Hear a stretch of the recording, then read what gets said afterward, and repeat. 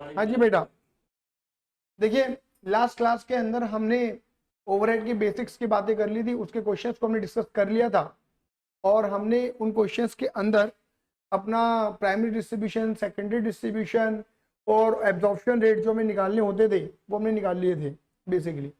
अब जो हमारी नेक्स्ट हेडिंग है वो ट्रीटमेंट ऑफ अंडर एब्जॉर्ब और ओवर एब्जॉर्ब ओवरहेड।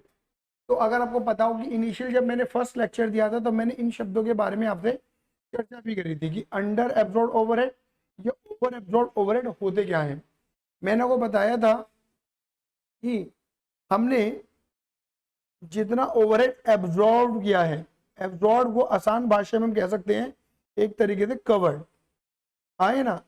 आपने अपने गुड्स और सर्विसेज के थ्रू जितने ओवरहेड कवर कर लिए हैं, मतलब वसूल लिए हैं, ये मान के चलो, ठीक है ना। अगर वो कम है, एब्जॉर्ब ओवरहेड कम है किससे, एक्चुअल ओवरहेड से, जितना मैंने एक्चुअल में खर्चा किया है, एक्चुअल में जितने ओवरहेड मेरे इंकर हुए एक्चुअल में। अगर एब्जॉर्ब कम है और एक्चुअल ज्यादा है तो इस सिचुएशन को हम क्या कहते हैं, अंडर एब्जॉर्प्शन कहते हैं। क्या कहते हैं, अंडर एब्जॉर्प्शन, यानी कि एक तरीके से अंडर एब्जॉर्प्शन। एग्जाम्पल देते हैं कि जैसे मान के चलो मेरा एक्चुअल में खर्चा कितना हुआ है 1 लाख का, लेकिन मैंने अपने गुड्स और सर्विसेज के थ्रू, नॉर्मली गुड्स की बात करते हैं, मैंने अपने गुड्स के थ्रू 90,000 ही कवर कर पाया हूँ। क्लियर ही नहीं है, तो यानी कि अगर देखा जाए तो मैंने 10,000 अपनी कॉस्ट कवर नहीं कर पाया हूँ। तो अनएब्जॉर्ब ओवरहेड का मतलब है अनकवर्ड ओवरहेड। क्या बोलते हैं हम इसे, अनकवर्ड। ऐसे कह सकते हैं, नहीं कह सकते, जिन्हें मैंने अभी कवर नहीं करा है, अनकवर्ड ओवरहेड, जिन्हें मैं अभी तक कवर्ड नहीं कर पाया हूँ। सही कह रहा हूँ नहीं कह रहा हूँ, बोलो हाँ या ना। तो इसे हम बोलते हैं अंडर एब्जॉर्प्शन, जिसकी बात हमने कर भी ली थी। और अगर मैं बात करूँ जस्ट इसके उल्टी सिचुएशन की बात करूँ, इसकी उल्टी सिचुएशन क्या हो जाएगी मेरे बेटा जी, अगर मेरे एब्जॉर्ब ओवरहेड ज्यादा है, क्या बोला बेटा मैंने, अगर मेरे एब्जॉर्ब ओवरहेड ज्यादा है किससे, मेरे एक्चुअल ओवरहेड से, जोड़ दो बोलो एक्चुअल ओवरहेड से। कहने का मतलब क्या है, एक्चुअल में मेरा खर्चा हुआ है 1 लाख और मैंने अपने गुड्स के थ्रू, आए ना, अपने स्टॉक के थ्रू, इन्वेंट्री के थ्रू अपने कॉस्ट कवर कर लिए मैंने 20,000, 1,20,000 रुपए की, बोलो हाँ या ना। तो यानी कि इस सिचुएशन को कहते हैं ओवर एब्जॉर्प्शन। ओवर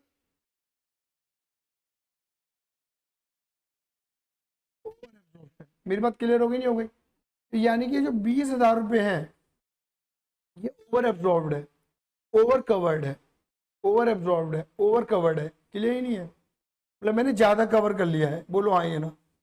मुझे एक्चुअल में कितनी कॉस्ट कवर करनी थी, 1 लाख, लेकिन मैंने कवर कितनी कर ली, 1,20, तो 20 ज्यादा कवर कर ली। टेक्निकली देखा जाए तो ये हमें कौन सी फीलिंग दे रहा है, प्रॉफिट वाली फीलिंग दे रहा है, मुनाफा। तो भाई मुझे 1 लाख कवर करने थे, 1,20 कवर कर लिए मैंने, आए ना, पर यूनिट के अकॉर्डिंग, इन्वेंटरी के अकॉर्डिंग। क्लियर ही नहीं है, ठीक ओवर। अब हमें इनके ट्रीटमेंट की बात करनी है। ट्रीटमेंट का मतलब है इस 10,000 का, इस 20,000 का क्या ट्रीटमेंट होगा, आए ना। क्लियर ही नहीं है, तो अगर मैं इनके ट्रीटमेंट की बात करूं तो मेरे बेटा इनके ट्रीटमेंट में हम क्या कर सकते हैं, लिखो ट्रीटमेंट।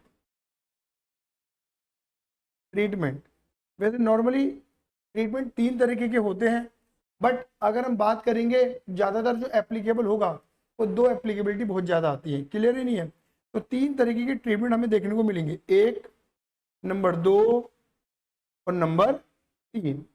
3 तरीके के ट्रीटमेंट हमें देखने को मिलते हैं। मेरे पास समझ में आ गई नहीं आ गई, कितने तरीके के, 3 तरीके के ट्रीटमेंट हमें देखने को मिलेंगे, 1 2 3, आए ना।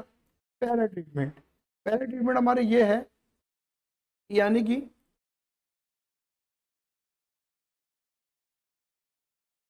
अंडर एब्जॉर्ब और ओवर एब्जॉर्प्शन, बोलो अंडर एब्जॉर्प्शन और ओवर एब्जॉर्प्शन। क्लियर नहीं है, arises due to defective production planning.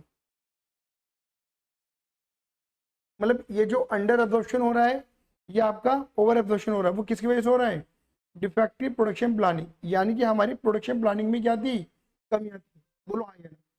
Clear ही नहीं है, तो बेटा एक बार समझ के चलना, अगर ये डिफेक्टिव प्रोडक्शन प्लानिंग की वजह से एराइज हो रहा है तो ये ध्यान रखना, इसको आप क्या बोलेंगे, एबनॉर्मल लॉस बोलेंगे। क्या बोलेंगे बेटा एक तरीके से, एबनॉर्मल लॉस। क्या मेरी बात क्लियर हो गई नहीं हो गई? क्या बोलेंगे, एबनॉर्मल लॉस, क्योंकि आपकी कमी की वजह से पैदा हुआ। क्लियर है नहीं है? ठीक है। और अगर ये एबनॉर्मल लॉस है तो आप इसे कहाँ ट्रांसफर कर देंगे, जो भी होगा अंडर या over, transfer to costing PNL, costing profit loss account.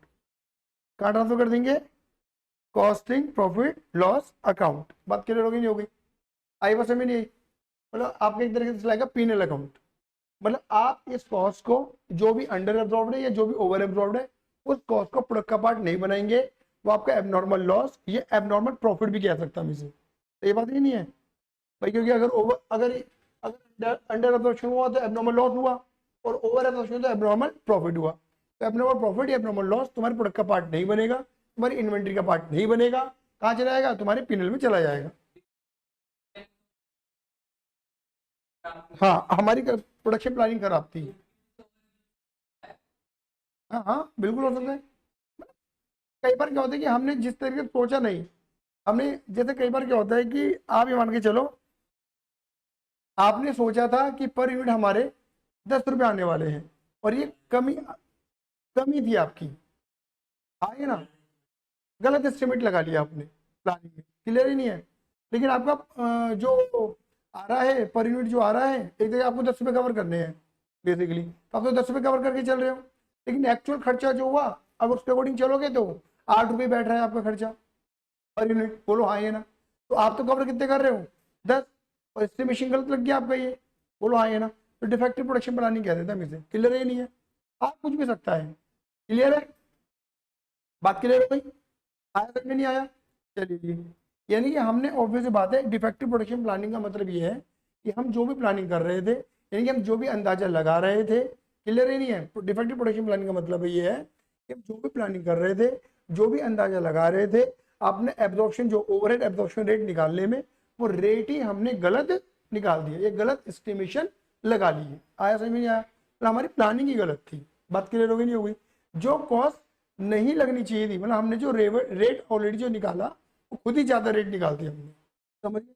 अब दिमाग लगाओ, अगर हम खुद ही ज्यादा रेट निकाल देंगे तो हम एब्जॉर्ब कैसा करेंगे, ज्यादा ही करेंगे, टेक्निकली देखा जाए तो। समझ में मेरी बात?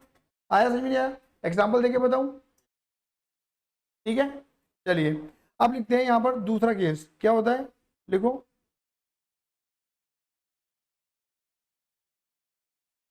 अंडर एब्जॉर्प्शन और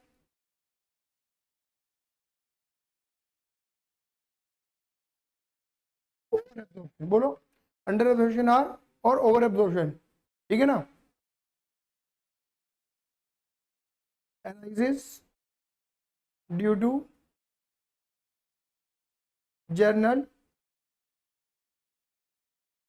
प्राइसेस राइज और फॉल, राइजेस और फॉल। क्लियर नहीं है?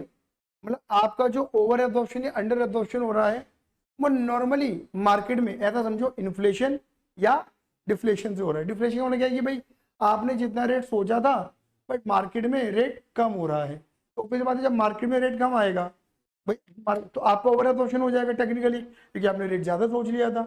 डिफ्लेशन हो गया, नॉर्मल था कि भाई हम तो मार्केट में सही सोच रहे थे, इतना होना चाहिए था, बट मार्केट में डिफ्लेशन है तो रेट कम हो गया बेसिकली।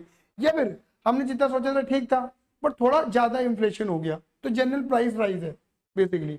पर हमारी प्लानिंग सही थी, हमारी प्लानिंग सटीक थी, सही थी, क्लियर ही नहीं है? लेकिन फिर भी मार्केट में अगर प्राइस अप एंड डाउन हो जाते हैं तो उसकी वजह से अंडर एब्जॉर्प्शन या ओवर एब्जॉर्प्शन आ सकता है। बात क्लियर हो गई नहीं हो गई? तो ये, हाँ, ये एबनॉर्मल नहीं कहते इसे हम, इसमें कहते हैं, इसे हम बोलते हैं, यहाँ पे लिख देते हैं पार्ट ऑफ इन्वेंट्री। बोलो, पार्ट ऑफ, ये हमारी इन्वेंट्री का पार्ट बनेगा बेसिकली, ठीक है ना? और इसमें यहाँ लिखेंगे absorb oblique under absorb overhead, overhead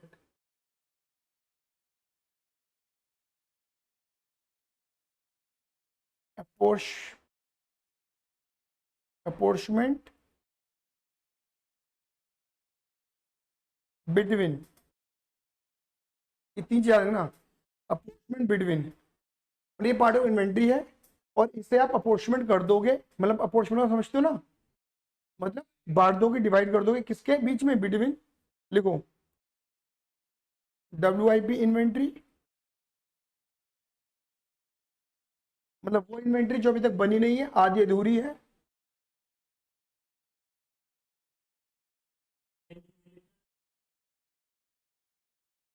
दोनों का कॉस्ट ऑफ सेल, दोनों का इन्वेंट्री वैल्यूएशन तो जो अकाउंटिंग स्टैंडर्ड है वो उसका ही है, यहाँ पे अलग पढ़ता है, यहाँ पे कैश पढ़ते हो, लेकिन आपको नहीं पढ़ना होता, वो सीएमए वाले बच्चे पढ़ते हैं, आपको पढ़ा है कैश के अकॉर्डिंग ही जाता है। कनेक्टेड है कहीं ना कहीं बेसिकली, नहीं, cost of WIP inventory cost of sale और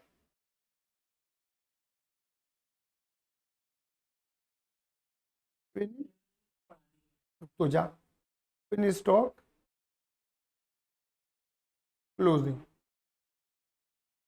अब देखो मैंने क्या बोला कि आप ये जो है ना इसको बांट देना, WIP इन्वेंट्री, जो इन्वेंट्री अभी तक बनी नहीं है, पूरी आधी बन गई, आधी बननी बाकी है, ठीक है ना, कॉस्ट ऑफ सेल, जो सामान तुमने बेच दिया वो इन्वेंट्री, और वो इन्वेंट्री जो अभी भी तुम्हारे पास पड़ी हुई है, इन तीनों में बांट देना है आप, बात क्लियर होगी नहीं, क्लियर है, हाँ, और क्या लिखेंगे आगे, लिखो बाय यूजिंग सप्लीमेंट्री रेट, बोलो बाय यूजिंग, ये मेन चीज है बस, बाय यूजिंग बोलो सप्लीमेंट्री रेट। अब मन में एक सवाल आ जाएगा कि सप्लीमेंट्री रेट क्या है, तो लिखो फटाफट से, supplementary rate is equal to under oblique over absorb overhead divided bye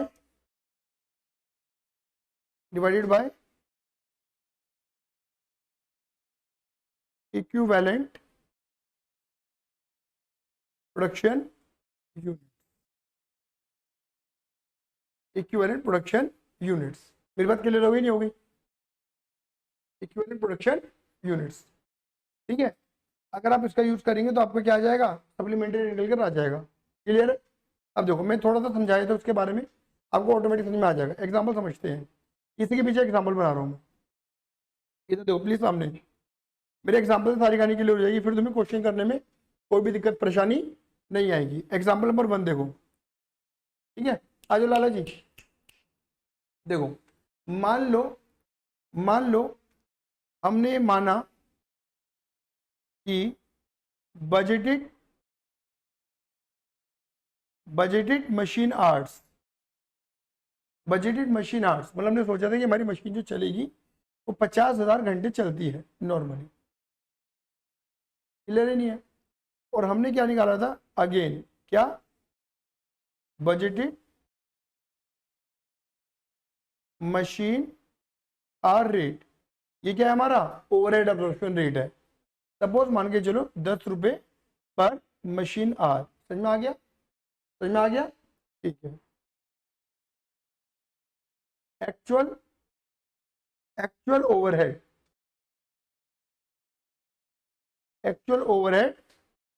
incurred, मैं यहाँ पे अंडर का एग्जांपल ले लेता हूँ, कोई दिक्कत तो नहीं इस बात में, ठीक है, actual overhead incurred, sorry actual overhead incurred 6 lakh rupees, थोड़ा सा समझ में आना शुरू हो गया होगा, ठीक है ना, यूनिट्स प्रोड्यूस्ड, सपोज मान के चलो 50,000 यूनिट, आपने इतना प्रोडक्शन करा, समझ गए, यूनिट्स, इधर को ये इसका मतलब क्या है, यूनिट्स इन प्रोसेस, प्रोसेस में WIP, सपोज मान के चलो कितनी 10,000 ले लेते हैं, 10,000 यूनिट्स, बाकी देखा जाएगा जो भी रेट आ रहा है वो देखेंगे।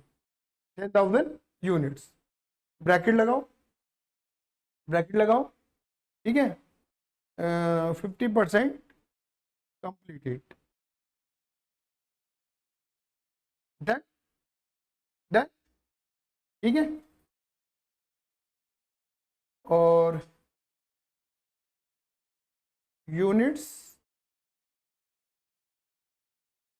इन स्टॉक, मैं ओपनिंग स्टॉक कुछ नहीं मान के चल रहा, क्लोजिंग लेके चल रहा हूँ। यूनिट्स इन स्टॉक, अभी क्लोजिंग स्टॉक जो बच रहा है वो सपोज मान लेते हैं 10,000 यूनिट्स है, कोई दिक्कत? ये मेरा क्वेश्चन है तुम्हारे सामने, क्लियर ही नहीं है। और मैं समझ रहा हूँ एक ही एग्जाम्पल में तुम्हें सारी बातें क्लियर भी कर दूंगा, इसी एग्जाम्पल में मेरी सारी बातें क्लियर हो जाएंगी, कोई दिक्कत नहीं आने वाला। बात क्लियर हो गई, ठीक है। अब इधर देखना, बताना बस मुझे, पहले यहाँ निकालते हैं कैलकुलेशन, ये आंसर लिखता हूँ, calculation of under oblique over absorb overhead. भाई मैंने अंडर करा है, ये ओवर करा है, भैया मुझे ये बता दो पहले, तो क्लियर ही नहीं है। अब बताओ, मैं यहाँ पे लिखता हूँ एक्चुअल ओवरहेड, बेटा मेरे एक्चुअल ओवरहेड कितने हैं, 6 लाख, ठीक है ना। एब्जॉर्ब ओवरहेड, एब्जॉर्ब ओवरहेड, बताओ मैंने क्या बोला था कि मैं अपने ओवरहेड जो एब्जॉर्ब करता हूँ मशीन के घंटे के अकॉर्डिंग करता हूँ, मशीन जितने घंटे चलेगी उसके अकॉर्डिंग है, बोलो हाँ ये ना, ठीक है ना। बात क्लियर होगी नहीं हो गई? ये मैंने गलत बोल दिया, ये बजटेड नहीं आएगा यहाँ, यहाँ वर्ड आएगा एक्चुअल, एक्चुअल मशीन कितने घंटे चली बेसिकली ना, नहीं नहीं नहीं नहीं, ये एक्चुअल आएगा, एक्चुअल मशीन चली 50,000 घंटे, और बजटेड हमने जब निकाला था वो निकाला था 10। इसका मैं थोड़ा सा और पीछे बताता हूँ, इधर देखो, नहीं नहीं नहीं, सुनो, ये बजटेड मशीन आर कैसे निकला होगा समझना, ये बजटेड मशीन आर लिख रहा होगा budgeted, budgeted overhead divided by budgeted machine, हाँ ये इस तरीके से निकला होगा। एग्जाम्पल दे देता हूँ, एग्जाम्पल दे देता हूँ, एग्जाम्पल ये है कि मैं मान लेता हूँ कि मैंने ये सोचा था कि मशीन मेरा ओवरहेड 4 लाख का आएगा, ये 4 लाख निकालने मैंने तुम्हें सिखा दिए हैं डिस्ट्रीब्यूशन के थ्रू, समझ गए कि मैंने सोचा था मेरा ओवरहेड 4 लाख बैठेगा, कोई दिक्कत तो नहीं है इस बात में, ठीक है। और मेरी मशीन जो है वो नॉर्मली कितने घंटे चलती है, 40,000 घंटे चलती है, मैंने ऐसा बोला इतना चलती है मेरी मशीन। अगर तुम देखोगे तो मेरा रेट कितना निकल कर आ रहा है, 10 रुपये पर मशीन आर निकल कर आ रहा है। तो मैंने क्या बोला कि जो हम एब्जॉर्प्शन ओवरहेड निकालते हैं वो बजटेड होते हैं, प्लान्ड होते हैं हमारे, है ना। तो मेरी प्लानिंग ये कह रही थी कि 4 लाख का खर्चा मेरा बैठेगा, और मेरी प्लानिंग ये कह रही थी कि मैं अपनी मशीन को 40,000 घंटे चलाऊंगी, है ना। जिस भी टाइम पीरियड का मेरे रेट निकाल रहे हो, मान लो 1 साल की बात कर लेते हो, तो मैं आने इस साल में 4 लाख का खर्चा आएगा, 40,000 घंटे मशीन चलेगी, यानी कि 1 घंटे का जो मेरा रेट है वो 10 रुपये का है, ऐसा मैं मान के चल रहा हूँ। अच्छा यहाँ पर कुछ और भी हो सकता था, लेबर आर भी हो सकता था, प्राइम कॉस्ट भी हो सकती थी, है ना, प्रोडक्शन यूनिट्स भी हो सकती थी, आपको पता है वाली बात। तो हम एब्जॉर्प्शन रेट तो किसी बेस पे निकाल सकते हैं, ये बात तो हमने कर चुकी है लास्ट टाइम में, बोलो हाँ ये ना, यहाँ तक मेरी बात क्लियर है। तो इस तरीके 10 रुपये था। अब एक्चुअल में यानी कि हमारा ये कहना है कि जैसी मशीन चलेगी मैं 10 रुपये एब्जॉर्ब कर लूंगा, जैसी मशीन चलेगी मैं 10 रुपये एब्जॉर्ब कर लूंगा, क्योंकि मैंने रेट कितना निकाला हुआ है 10 रुपये। अब मेरी मशीन चली कितनी 50,000, तो मैंने एब्जॉर्ब कितने कर लिए 5 लाख एब्जॉर्ब कर लिए। क्या मेरे पास समझ में आई या नहीं आई, मेरे पास समझ में आई या नहीं आई? मैंने 5 लाख वसूल कर ली, जबकि मेरा एक्चुअल खर्चा कितना है 6 लाख। ओ माई गॉड, मैंने वसूल कितने करे, कवर कितने करे 5 लाख, खर्चा कितना हुआ मेरा 6 लाख। तो मैंने कवर ज्यादा करे कम करे, कम करे, कितना कम करा 1 लाख। तो ये ओवर हुआ अंडर हुआ, अंडर। समझ में आया नहीं आया, बोलो हाँ ये ना। कॉमन सेंस लगा रहे हो ना आप? तो मैंने यहाँ पे शब्द गलत लिख दिया था बजटेड, ठीक है। कोई दिक्कत इस बात में? क्लियर है? तो एब्जॉर्ब ओवरहेड कितने लिखेंगे मेरे बच्चे, बोलो फटाफट से कि भैया हमारी मशीन चली है 5000 घंटे और भैया मैं 1 घंटे में कितना कवर करता हूँ, 10 रुपये कवर करता हूँ। तो मैंने कवर कितना कर लिया होगा, 5 लाख कवर कर लिया होगा। तो यानी कि मैं 1 लाख कवर नहीं कर पाया। ये कौन सी अमाउंट हो गई मेरी, अंडर एब्जॉर्प्शन अमाउंट हो गई, अंडर एब्जॉर्ब, हाँ ये ना, अंडर एब्जॉर्ब ओवरहेड। क्या मेरी बात समझ में आ गई नहीं आ गई, बोलो हाँ ये ना। अब मैं ये सोचूंगा कि इसके पीछे रीजन क्या है, हाँ ये ना, क्लियर नहीं है कि इसके पीछे, मतलब मेरी जो प्लानिंग टीम है, प्रोडक्शन टीम है, मैं उनसे पूछूंगा कि भाई 1 लाख रुपए का मेरा ओवरहेड मैंने कवर करा है, 5 लाख खर्च हुआ मेरे 6 लाख, तो यानी कि भाई मैं 1 लाख कम कवर कर पाया, क्या कारण है 1 लाख कम कवर होने की, बोलो हाँ ये ना। पूछूंगा नहीं पूछूंगा मैं, बोलो हाँ ये ना। क्लियर है नहीं है मेरी बात? ठीक है, तो बताइए अगर यहाँ पर रीजन ये निकल कर आता है, ट्रीटमेंट नंबर 1, ये काम करते हैं, रीजन नंबर 1, रीजन ये निकल कर आता है कि भाई हमारी प्लानिंग ही गलत थी शुरू से, क्या बोलेंगे, डिफेक्टिव, बोलो डिफेक्टिव प्रोडक्शन प्लानिंग। भैया हमारी प्लानिंग ही गलत थी शुरू से यार, बोलो आइए ना, हमने कैलकुलेशन ही शुरू से क्या लगाई थी, गलत लगाई थी, आप ऐसा कह सकते हैं, बोलो हाँ ये ना, हमने कैलकुलेशन शुरू से गलत लगाई थी। तो भैया ये 1 लाख जो है ना, ₹1 लाख टोटल, क्या ये हमारी एबनॉर्मल लॉस है, and it should be transfer या adjusted, transfer to costing PNL. आगे सही में नहीं आ गया? आप बच्चे क्लियर है? अब अगर मैं तुमसे जनरल एंट्री पूछूं,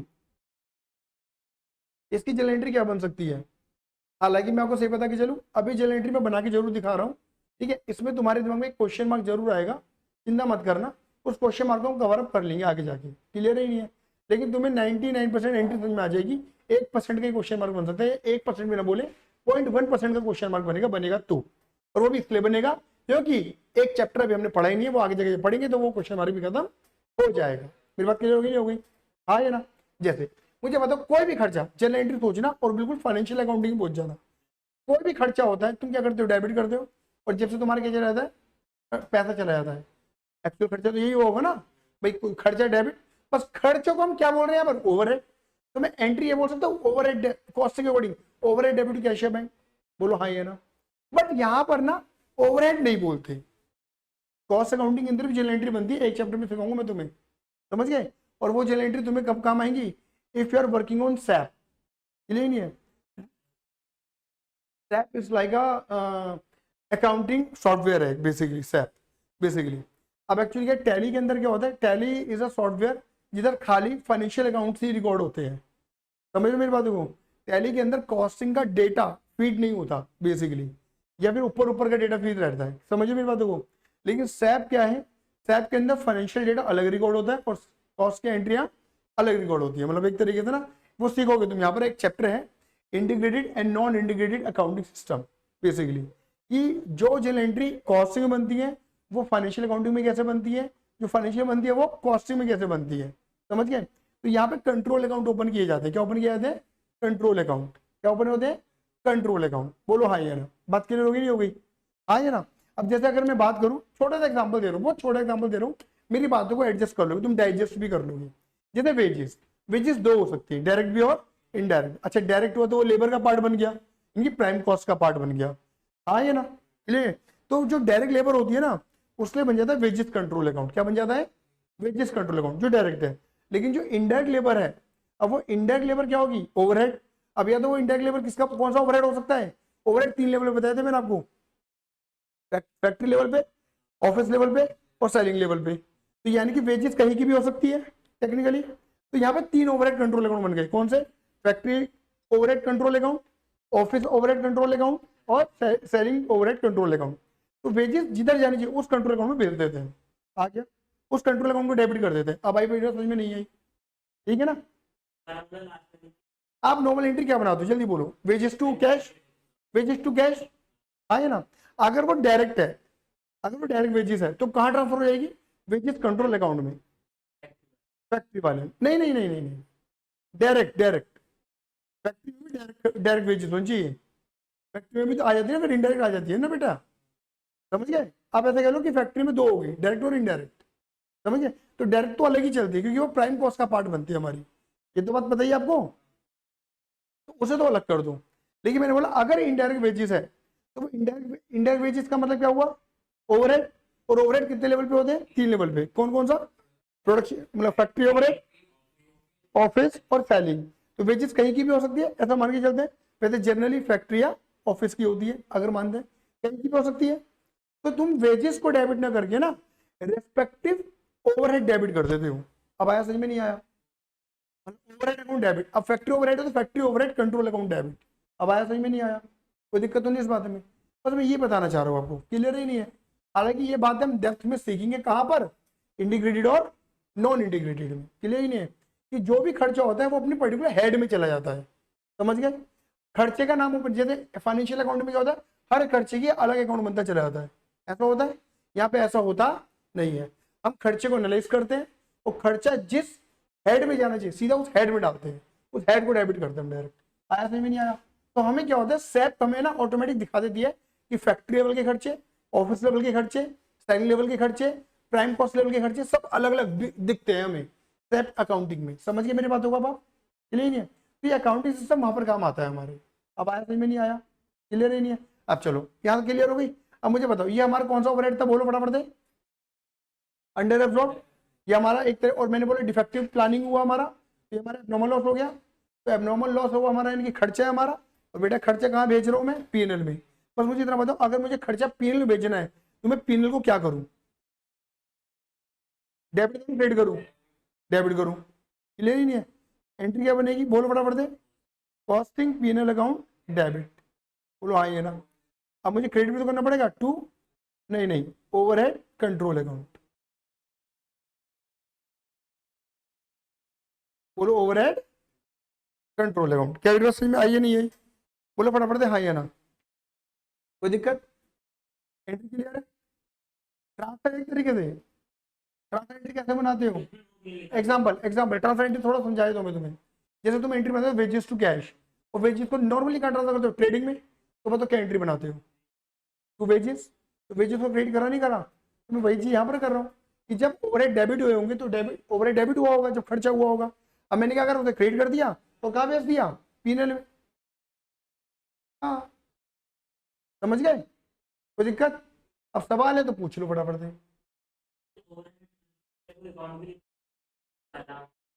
हाँ हाँ, बिल्कुल बिल्कुल बिल्कुल, इसमें अभी तुम्हें पता नहीं है ना, तुम्हें कुछ जरूरत ही नहीं है, अभी डैश लगाने की जरूरत नहीं है। तो जैसे यहाँ पे बच्चे का सवाल आया बच्चों, यहाँ पर भाई ओवरहेड से पहले कुछ ना कुछ आना चाहिए, फैक्ट्री वाला है ऑफिस वाला है, वैसे जनरली मैंने बोला फैक्ट्री ऑफिस वाला ही होता है, हाँ ना। लेकिन अभी क्वेश्चन में उन्होंने कुछ बताया नहीं है, तो तुम दिमाग में मारना, तुम ओवरहेड कंट्रोल अकाउंट डाल देना, बस बात करें। ऑब्वियस बात है, कुछ ना कुछ फैक्ट्री ओवरहेड या ऑफिस ओवरहेड आएगा जरूर, बोलो हाँ या ना। बट हमें अभी पता नहीं है तो ओवरहेड कंट्रोल लिख दिया हमने अपनी एंट्री को पूरा करने के लिए, समझ गए। और ये एंट्री कितने से बन जाएगी, 1 लाख से। अब मैं तुमसे सवाल पूछता हूँ, बताओ मुझे बताना। अब देखो मैं यहाँ पे, ये तो हो गया, ये तो हो गया हमारा ट्रीटमेंट, ठीक है बेटा, हाँ है ना। चलो अब मैं तुमसे एक चीज पूछता हूँ, बताओ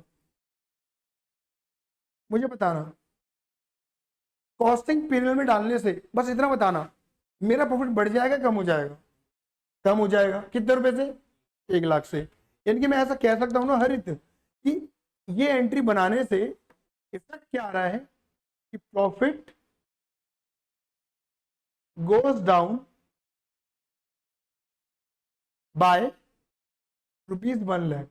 क्या मैं सही कह रहा हूँ कि मेरा प्रॉफिट जो है वो कम हो जाएगा कितने रुपए से, पूरे 1 लाख रुपए से। क्या मेरी बात इतनी डाइजेस्ट हो गई ना तुम्हें, समझ में आ रहा है ना, बोलो हाँ या ना। अगर तुम्हें समझ में आ रहा है ना, मैं गारंटीड बोल रहा हूँ तुम्हें एक भी क्वेश्चन में नहीं अटकोगे, 5-6 क्वेश्चन छाप रखे मैंने, एक में भी नहीं अटकोगे। आया समझ में नहीं आया, कोई दिक्कत, ये पहला रीजन हुआ। अब आते हैं किस पे, अपने दूसरे रीजन पे। किस पे आते मेरे बेटे जी? अपने दूसरे रीजन पे। दूसरा रीजन क्या है कि general rice public fall in prices. मतलब नॉर्मली इन्फ्लेशन डिफ्लेशन हुआ है, प्लानिंग हमारी ठीक थी। हम कहेंगे सर प्लानिंग हमारी ठीक थी कि नॉर्मली इन्फ्लेशन डिफ्लेशन हो गया, हमारा एक्सपेक्टेड इन्फ्लेशन इतना था बट ज्यादा हो गया। हो सकता है, मार्केट हमारे कंट्रोल में नहीं है, सही बात ही नहीं है। तो क्या करेंगे बोलो फटाफट से, क्या लिखेंगे? अच्छा एक बात और पूछ लेता हूँ तुमसे मैं, फटाफट से एक बात, इसको कराने से पहले एक बात दोबारा लोड करा रहा हूँ। अगर मान लो ये ओवर ओवर एब्जॉर्ब होता तो एंट्री क्या बनती? उल्टी। जस्ट उल्टी एंट्री बन जाती, हाँ? तो प्रॉफिट बन जाता हमारा टेक्निकली, है ना? और प्रॉफिट हमारा अप कट जाता। सही कह रहे हैं हम यहाँ पर, बहुत बढ़िया, क्लियर है। Over control account debit to costing period है, कोई दिक्कत? ठीक है ना?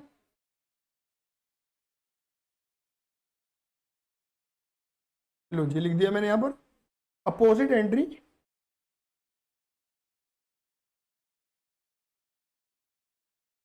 और इफेक्ट, सही है ना, इन केस ऑफ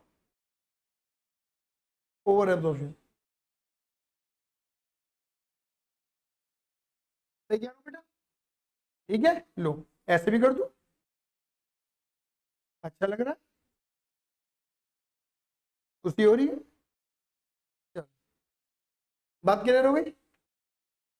हाँ, अब मैं क्या बोल रहा हूँ, जनरल राइज इन प्राइस और फॉल इन प्राइस। अगर जनरली बढ़ता है क्योंकि इधर सर हमारी प्लानिंग तो ठीक है मालिक जी, मालिक साहब हमारी प्लानिंग तो ठीक है, बट मार्केट हमारे कंट्रोल में था, ये थोड़ा और इन्फ्लेशन हो गया डिफ्लेशन हो गया वट एवर, आए ना, ये नॉर्मल था, क्लियर ही नहीं है। तो ऑब्वियस बात है, अब यहाँ पे क्या बोलेंगे, अंडर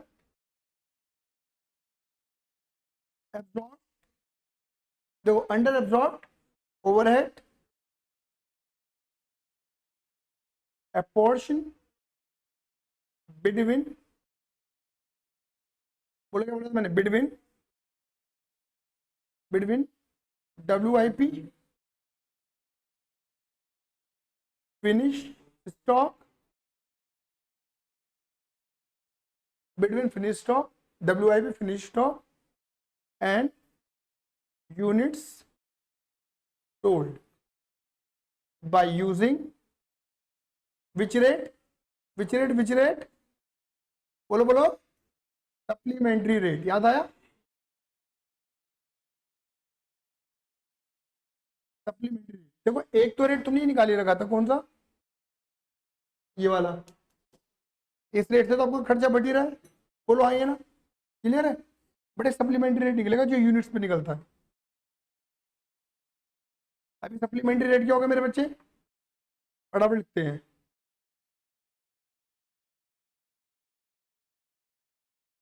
सप्लीमेंट्री रेट, बोलो सप्लीमेंट्री रेट क्या निकलेगा, क्या था फॉर्मूला हमारा, बोलो फटाफट से, आगे ये रहा, अंडर एब्जॉर्ब या over absorb over divide equivalent production unit, बोलो आएगा ना? तो बताओ पहले यहाँ पे लिखते हैं,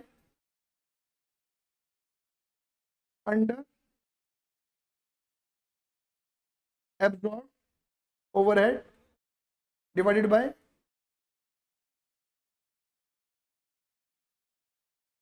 इक्विवेलेंट प्रोडक्शन यूनिट्स। अब देखो तुम्हें पता है ऊपर तो कितना लिखना है हरित, 1 लाख, कॉन्सेप्ट क्लियर है था, बट नीचे क्या लिखा जाएगा, इक्विवेलेंट प्रोडक्शन यूनिट। अब तुम्हारे मन में सवाल तो आएगा अभी इक्विवेलेंट प्रोडक्शन यूनिट क्या है, ठीक है? अच्छा, अब देखो इसको समझाने के लिए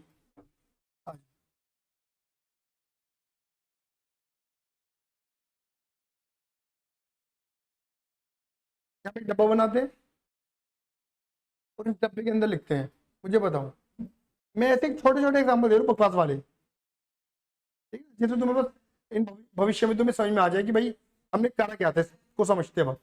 मुझे बताओ, ठीक है, मान के चलो तुम्हारे घर में मम्मी है, मम्मी, माँ, ठीक है ना, अब मम्मी को पता है कि मुझे अपने पति को और अपने बच्चों को, ठीक है ना, गरम गरम रोटी खिलानी है। क्या खिलानी है? गरम गरम रोटी खिलानी है। खिले नहीं है, लेकिन मम्मी को पता है कि ये सारे एक साथ बैठ जाते हैं रोटी खाने के लिए। आपको पता है सारे एक साथ बैठेंगे रोटी खाने के लिए, तो भैया अब पहले पति को पूरा करो, बच्चों को पूरा करो, फिर वो आधी आधी करते फैलेंगे, है ना। और आटा ऐसे खत्म हो जाता, पता भी नहीं चलता, उनका पेट भी नहीं बढ़ता, क्योंकि आधी ले आधी तू खा, चौथाई तू खा, ऐसे बांट देते हैं। तो मम्मी ने अपना दिमाग चलाया, मम्मी ने बोला एक काम करती हूँ, मैं आधी कच्ची रोटी 50% रोटी उतार देती हूँ। समझिए, समझे 50% समझे ना, मतलब मम्मी ने सेक ली रोटी आधी 50%। हाँ ऐसा मान लो, अरे बिल्कुल ब्रेड पकौड़े मान लो यार, ठीक है। तो मम्मी ने मान के चलो कच्ची रोटी उतारी। कच्ची रोटी का बेटा मैंने मिनी टेक्निकली क्या बोला मैंने, 50% कंप्लीट थी वो, आधी कंप्लीट थी ना। मैं 50 अपने एग्जाम में 50 ले रहा हूँ, लेकिन प्रैक्टिकली बोल दे रहा हूँ, मार्केट मतलब जब आपको क्वेश्चन मिलेगा 40% 70% कुछ भी मिल सकता है। मैं तो समझाना चाह रहा हूँ तुम्हें, समझ गए। मम्मी ने 50% रोटी उतार दी, बोलो हाँ या ना। अब मेरा सवाल तुमसे क्या है ये समझिए, तुम बोलो एक पक्की रोटी इक्वल टू एक कच्ची रोटी, इक्वल टू एक कच्ची रोटी। ये जो मैंने लिखा है क्या ये सही है? क्या ये सही है? समझ गया ना तुमने, तुमने बुद्धि लगाई ना कि एक पक्की रोटी इक्वल टू दो कच्ची रोटी, क्योंकि आपने बोला भैया ये तो 100% पे है और ये 50% पे है। सही बात है ये नहीं है? ये तो 100% पूरी हो चुकी है और ये तो 50% ही पूरी हुई है। बोलो हाँ, ये ना, ये तो बराबर थोड़ी ना है, इनका कहाँ मुकाबला कर रहे हो आप? हाँ, अब एक काम करो, 50-50 की दो जोड़ो, 50-50 की दो जोड़ो, तो कितना बनेगा? तब बनेगा ये। तब आप ये मत बोलो, तब हम ये बोल सकते हैं कि हाँ एक पक्की इक्वल टू दो कच्ची। समझ गए ना? अब तुम्हें समझ में आ रहा है इक्विवेलेंट प्रोडक्शन क्या बोल रहा हूं मैं? इक्विवेलेंट प्रोडक्शन क्या बोल रहा हूं? बिल्कुल, डब्ल्यूआईपी को हम ये देखेंगे कि यानी कि क्या, अब देखो अब मेरी भाषा में समझना कि मम्मी ने एक पक्की रोटी पे जितने ओवरहेड लगाए हैं, मम्मी ने एक पक्की में जितने ओवरहेड लगाए हैं उतने ही सेम ओवरहेड दो कच्ची पे लगे होंगे। कह सकते हैं? बात क्लियर होगी नहीं होगी? ओवरहेड की बात कर रहे हैं, ये मत कहना अरे कहा मटेरियल की बात मत करना, क्योंकि हम बात किसकी कर रहे हैं? ओवरहेड की। समझ गया ना? ओवरहेड का मतलब क्या होता है? Indirect cost. समझ गए?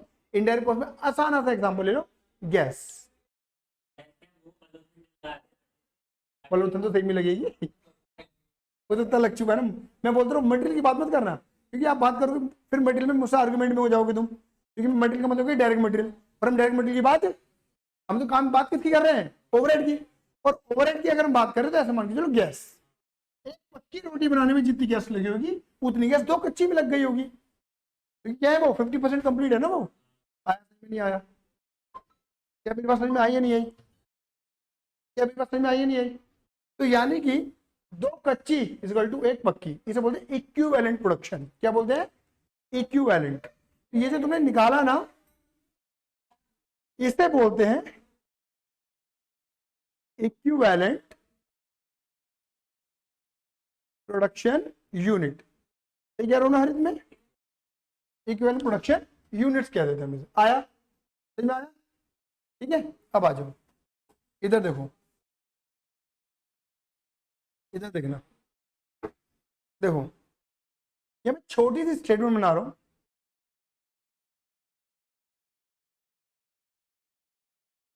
Statement of अपोर्चमेंट। बेटा मैंने क्या बोला था हरित, कि हम किस किस में अपोर्चमेंट करेंगे? यूनिट सोल्ड में, यूनिट्स सोल्ड में, फिनिश्ड, फिनिश्ड स्टॉक में, और डब्ल्यूआईपी में। बोलो हाँ ये ना। और मैंने जो अपना ऊपर एग्जांपल बनाया है उसमें जो मैंने डब्ल्यूआईपी लिखे हैं, इधर देखो, वो किस पे लिखे मैंने? 50% पे लिखे मैंने। बोलो हाँ ये ना। ठीक है, बताओ, मुझे बताओ यूनिट मैंने बेची कितनी होंगी भाई? 50,000 मैंने बनाई और 10,000 मेरे बच रही है, तो बेच कितनी थी? 40। बोलो हाँ, ये ना, मैंने बेची है 40, बचा मेरे पे 10, और डब्ल्यू पे मेरी कितनी है? 10। बोलो हाँ, ये ना, क्लियर ही नहीं है? यहाँ पे लिखना कंप्लीशन परसेंटेज। बोलो क्या लिखोगे? Completion percentage.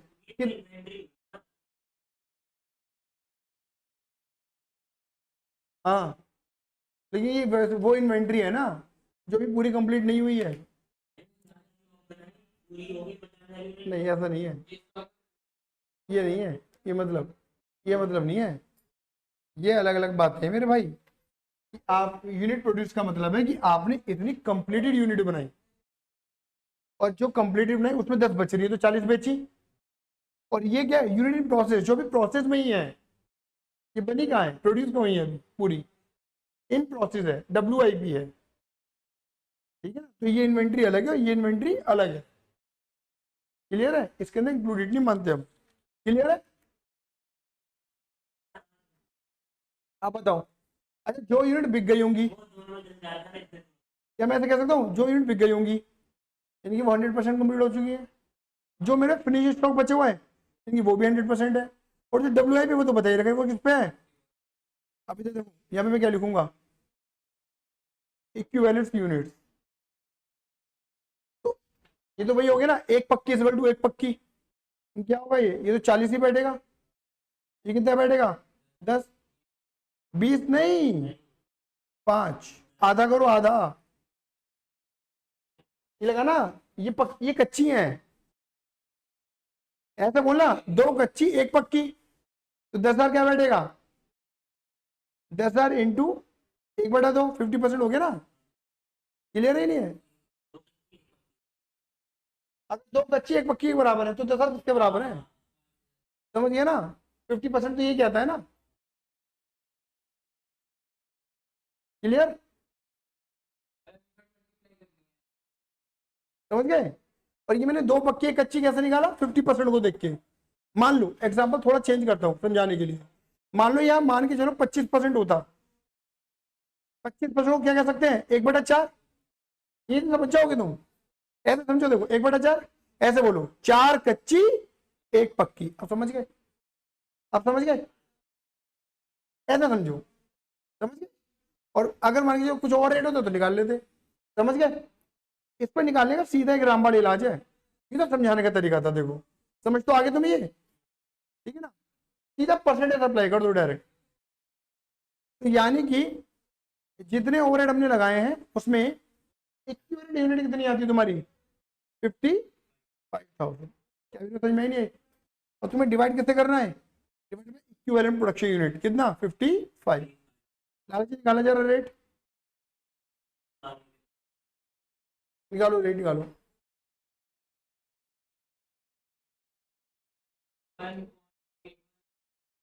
1.8181, तो 81 ही ले लेते, 1.81 ले लेते हैं, बात खत्म। कोई दिक्कत? 1.81, कोई दिक्कत है? अब देखो आ जाओ, इधर देखो क्या लिखेंगे? Overhead absorb. देखो जी, @1.81। बेटा करने जरा, अब 40,000 से मल्टीप्लाई करो 1.81 से, जल्दी। है 72,400। ये ये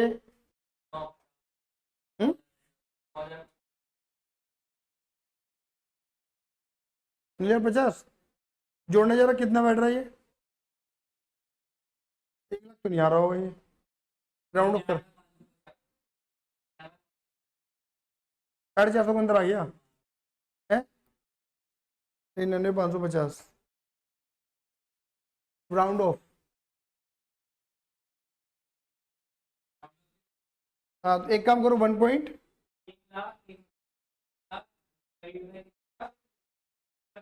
हाँ ऐसा कर लो, ठीक है, ऐसा कर लो, 72 72 7। ठीक है, अब सुनो बेटा, हम कर क्या रहे हैं यहाँ पर, समझ लेना। हमने क्या करा, 1 लाख को 55 से डिवाइड करा, सीधा कैलकुलेटर के अंदर जो अमाउंट आया सीधा 40,000 से मल्टीप्लाई कर दी। हम 1.8 में मल्टीप्लाई ना करके कैलकुलेटर में जो अमाउंट आ रही है उसके मल्टीप्लाई कर रहे हैं 40,000 से। बात समझ में आ गई मेरी?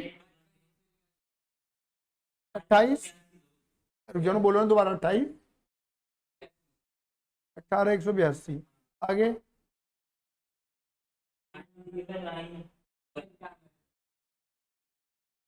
90 91। कोई नहीं, सही है, जीरो हो जाएगा ना।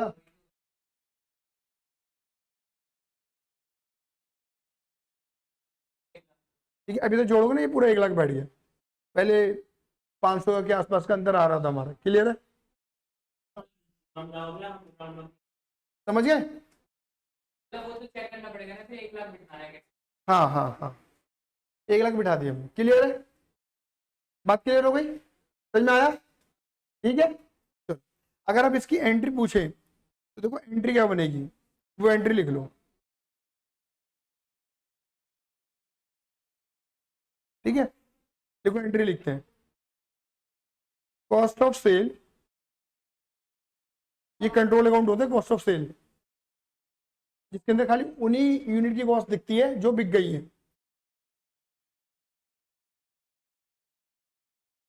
फिनिश गुड्स, लेजर,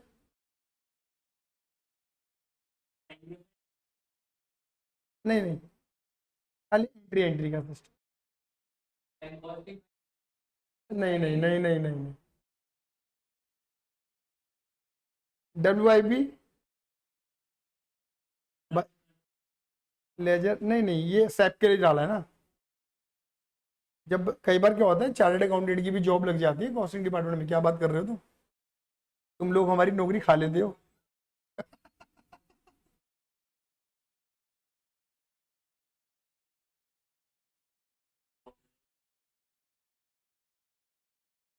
मेरा एक दोस्त है, एक बार बताओ, चार सैलरी तरीके से किसी के अंदर काम करे।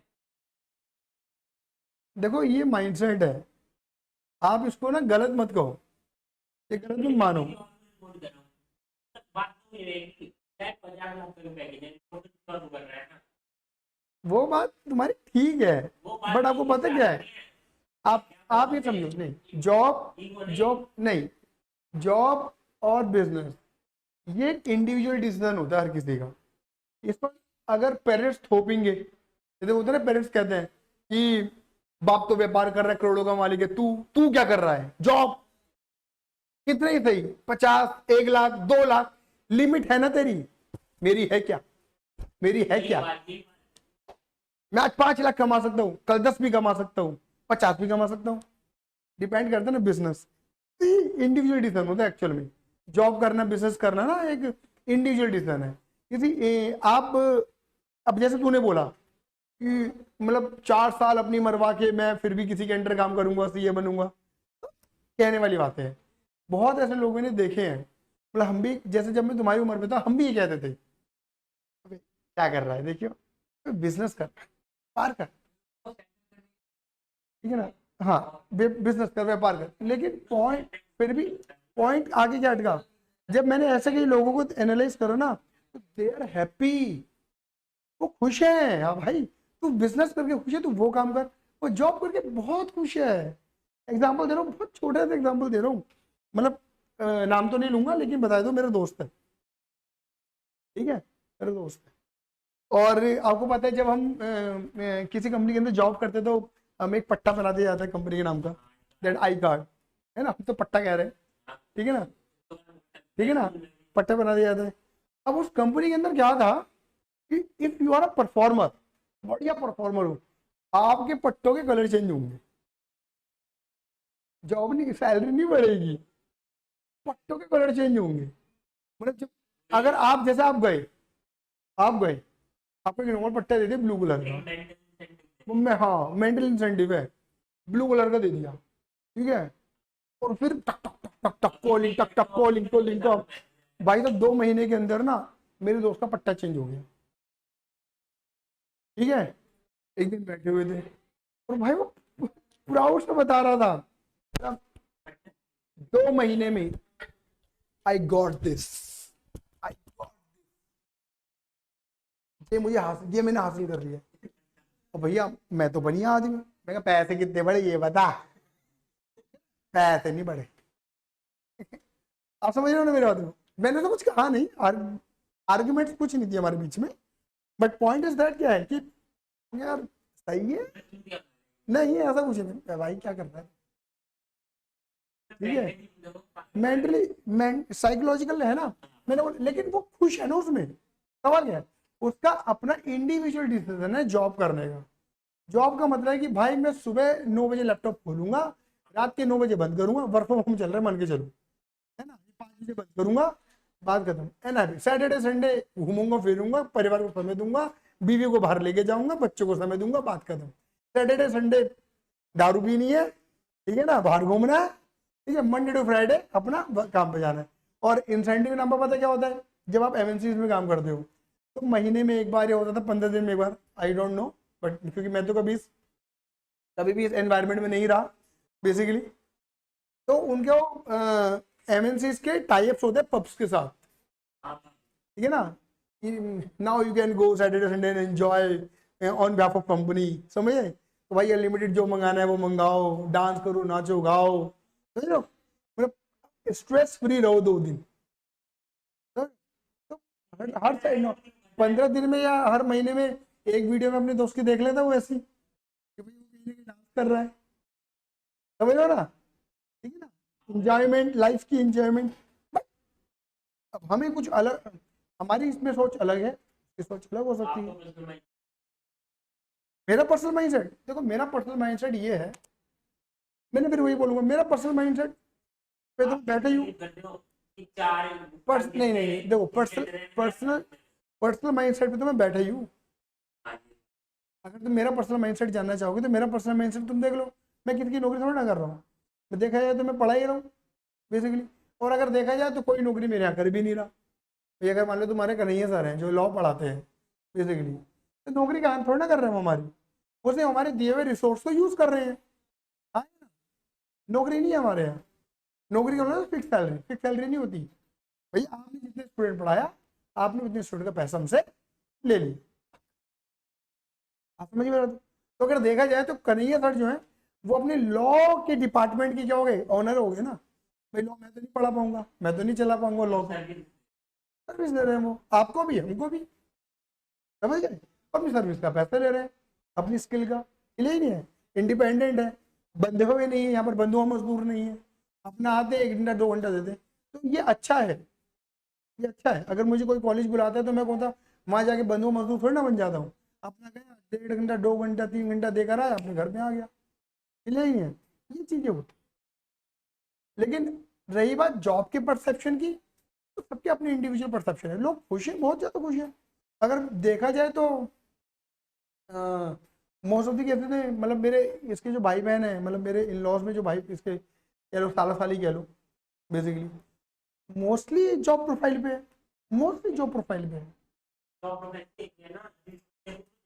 ये कि 10-12 लाख की गाड़ी और लाइसेंस दे रहा है वो। अब जिस बंदे को चाहते हैं कि मेरे घर के सामने 2 फॉर्च्यूनर खड़ी हो और कोठी हो, वो तो लेकिन भाई देखो, फॉर्च्यूनर चाहना और बीएमडब्ल्यू चाहना व्यापार से भी, व्यापार से भी एक समय के बाद आता है। देखो ये फिर भी मैं एक बात यहाँ पे क्लेरिफाई कर देता हूँ कि पहले दिन बिजनेस भी आपको फॉर्च्यूनर नहीं देगा, इवन पहले दिन तो बिजनेस भी आपसे पैसा ले लेता है देने के बजाय। लेकिन फिर भी एक पॉइंट बोल रहा हूँ भाई, बहुत समय लगता है लाला जी, बहुत समय लगता है। ऐसी फोर आपका जितना बड़ा व्यापार होगा तभी तो आप उतनी बड़ी गाड़ी खड़ी कर पाओगे।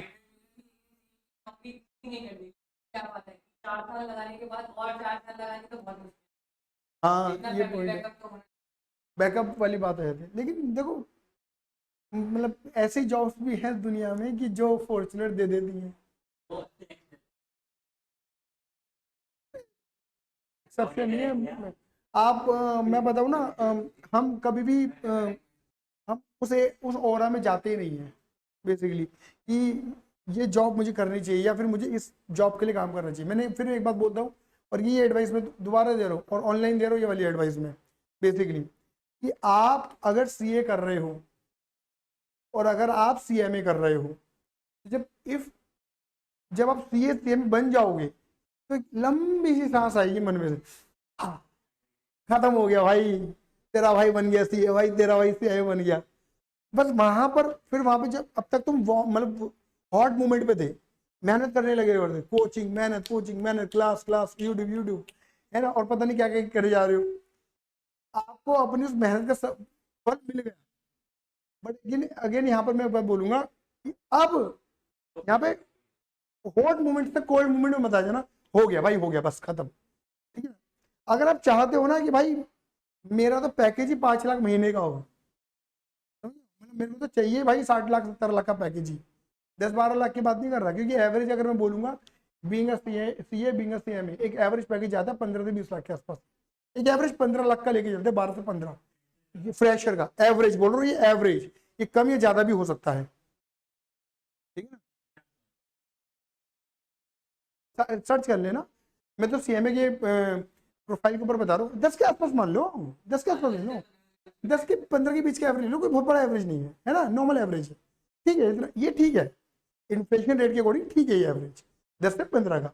लेकिन अगर आप चाहते हो कि नहीं भाई मेरी तो जॉब ही 50 या 60 लाख की हुई है, तो आपको फिर अगेन एक्स्ट्रा एफर्ट्स लगाने पड़ेंगे जो इस डिग्री के बिहाफ पे लगेंगे। और उसका मैं एक तरीका बस इतना बोलूंगा कि मुझसे मत पूछो क्या करें और आगे, आप अपने इंस्टीट्यूट को स्कैन कर लो कि आपका इंस्टीट्यूट क्या क्या करवाता है, क्या क्या आता है, बस सीए बनाने के अलावा, सीए बनाने के अलावा और क्या क्या कोर्सेज आपका इंस्टीट्यूट करवाता है। ये वैल्यू एडिशन कोर्स होते हैं जो आपकी डिग्री में 4 चांद लगाते हैं, डिग्री में नहीं 4 चांद डिग्री में लगते, आपकी सैलरी में भी 4 चांद लग जाते हैं। 10 लाख का 4 चांद लगा लो, 40 लाख हो जाता है। ये मैं आपको बताना चाह रहा हूँ। तो उसमें आप देखो और सर्च पूरी अच्छी तरीके से सर्च करो कि अगर मैं इस फील्ड के अंदर काम करूंगा या इस फील्ड की मैं पेपर देता हूँ जिसमें ज्यादा नंबर ऑफ पेपर हमारे बिल्कुल भी नहीं होते। बस मैं ये बात बोलना चाह रहा हूँ कि एक उम्र के बाद पेपर दोगे, 30 साल 35 साल का हो जाऊंगा तब वो पेपर दोगे, तब थोड़ा सा क्या हो जाएगा, मामला ठंडा हो जाता है, क्योंकि हमें फिर अपना को होल्ड मूवमेंट बनाना पड़ता है। लेकिन जब तुम 21 22 23 साल के होंगे, अभी नए नए ताजे ताजे चार्टेड अकाउंटेंट बने होंगे, कौन सा अकाउंटेंट बने होंगे, बिल्कुल गर्मा गर्मी होगी, उसी गर्मा गर्मी में एग्जाम निकाल दोगे, क्योंकि नॉलेज भी है पूरी, कोचिंग लेके बैठे हैं और सेम वैसे ही कंटेंट आने वाला है, बस एग्जाम क्लियर करने।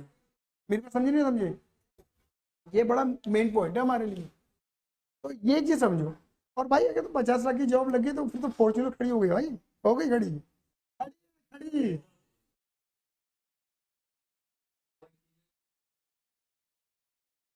और ऐसा नहीं कि नहीं मिलती, मिलती हैं। देखो हो सकता है इंडिया में ना मिले, इंडिया के बाहर मिल जाए, माइंडसेट तो हमें अपना बनाना है ना। ये मैं आपको इसलिए बोल पा रहा हूँ क्योंकि ऐसा एक्चुअल में है, एक्चुअल में ऐसा है, इसलिए बोल पा रहा हूँ मैं आपको, नहीं तो क्यों बोलूंगा इन बातों को लेके, एक्चुअल में ऐसा है। हम बस मेहनत कहाँ तक करते हैं, up to CA up to CMA up to CS, बस एक डिग्री के लिए मेहनत करते हैं, वैल्यू एडेड डिग्री जो हमारा इंस्टीट्यूट ही दे रहा है, जो आईसीआई दे रहा है, आईसीएमआई दे रहा है, आईसीएसआई दे रहा है, हम उसमें मेहनत नहीं करते।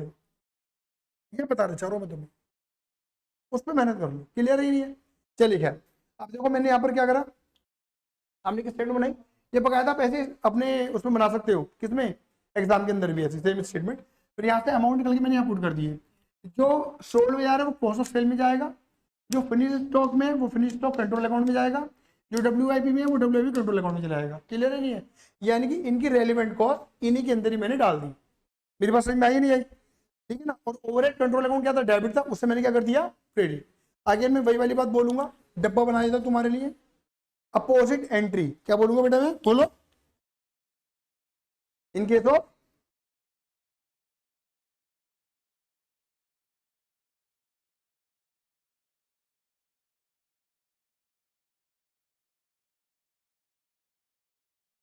अपोजिट एंट्री,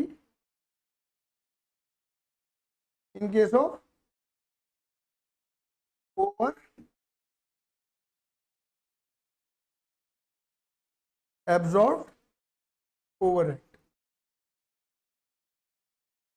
इसकी उल्टी एंट्री बन जाएगी अगर ओवर एब्जॉर्ब होंगे तो। क्लियर है ये नहीं है? समझ में आ गया? अब मैं यहाँ पे तुमसे एक सवाल पूछने वाला हूँ बस, ये मेरा अंतिम सवाल है तुमसे, ठीक है? जैसे मैंने यहाँ लिखा था तुमसे इफेक्ट, लिखा था इफेक्ट, लिखा था इफेक्ट हमारा क्या हुआ था बताओ फटाफट से, कि प्रॉफिट मेरा कम हो गया था कितने से, 1 लाख से। मैं यहां पर भी तुमसे यही सवाल पूछ रहा हूं, इफेक्ट बताओ फटाफट से, यहां पर मेरा प्रॉफिट कम हो जाएगा कितने से, बताओ फटाफट। 9091 और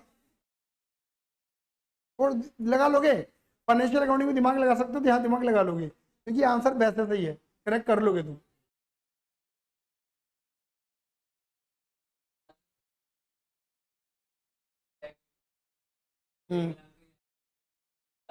नहीं, अब तो फैक्ट्री ओवरहेड तो आपने ट्रांसफर कर दिए, इनका इस 1 लाख का अल्टीमेट इफेक्ट कहाँ पड़ रहा है पहले ये देखो, कॉस्ट ऑफ सेल पे, फिनिश स्टॉक पे। चलो अब दिमाग लगाओ, फिनिश गुड्स क्या हो गया, जो सामान बिका ही नहीं, जो सामान बिका ही नहीं वो तो पहले से हम क्या करते थे, ट्रेडिंग अकाउंट से बाहर नहीं करते थे, बोलो हाँ ये ना। तो ये ऑब्वियस बात है, ये वाली 1 लाख में से जो 18,182 की कॉस्ट है वो कहाँ पर है, फिनिश स्टॉक में, बोलो हाँ ये ना।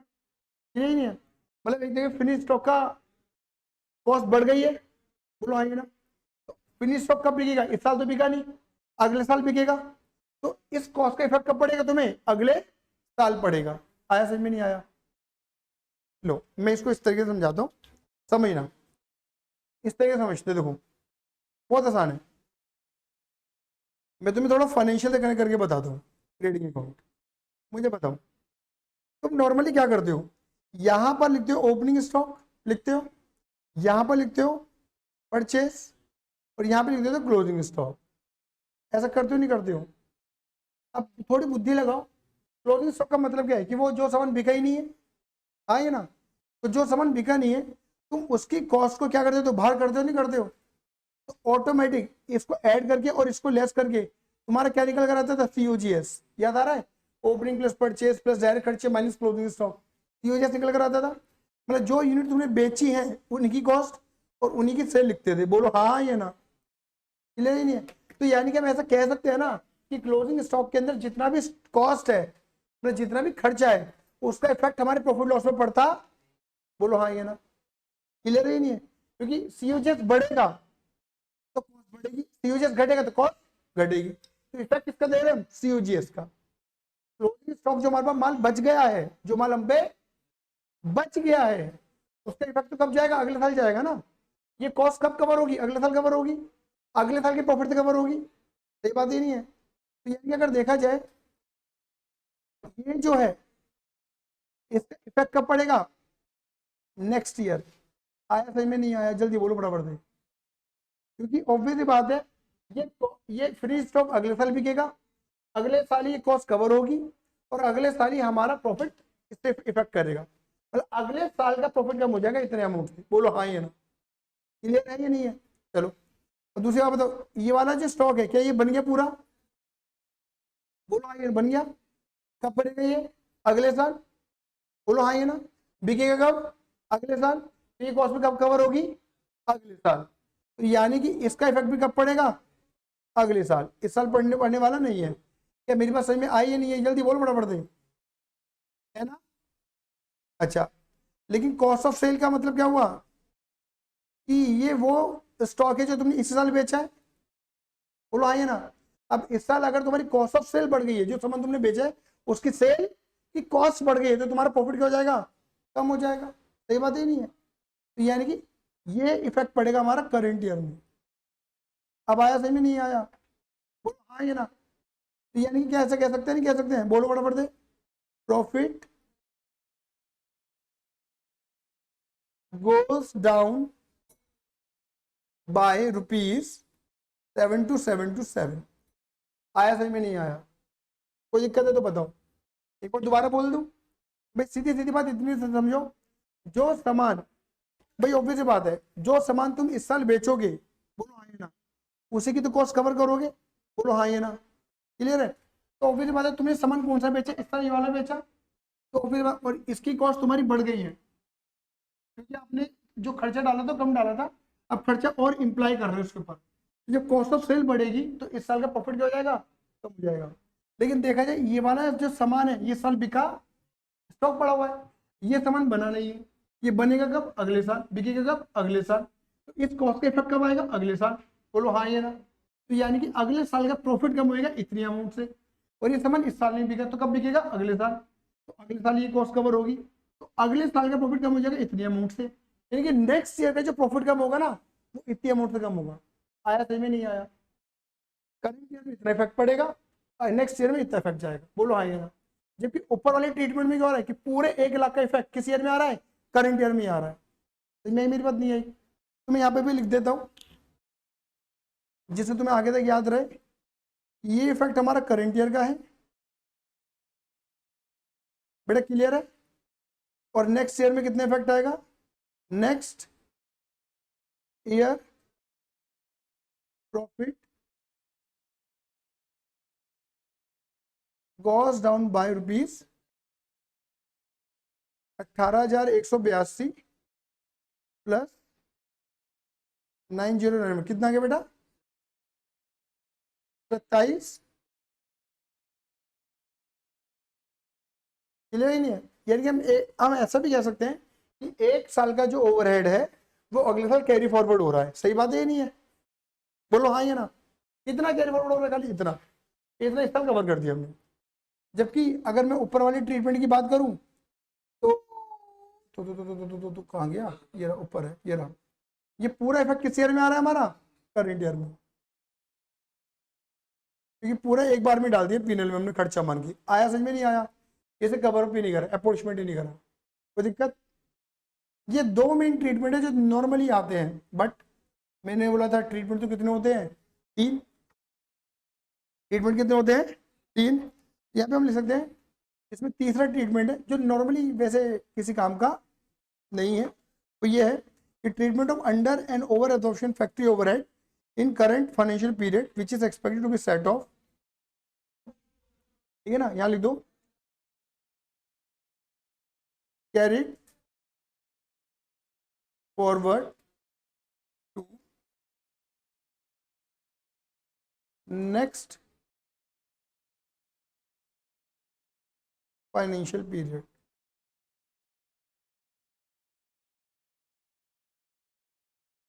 यहाँ पे क्या होता है कि हम जो हमारा अंडर या ओवर एब्जॉर्प्शन रह जाता है उसे हम क्या करते हैं, अगले साल में फॉरवर्ड कर देते हैं। इसमें याद रखना नो एंट्री, कोई एंट्री बनने वाली नहीं है। बात क्लियर हो गई, नहीं हो गई? क्लियर ही नहीं है, नो एंट्री। और ये भी कह सकते देखो नो फैक्ट्री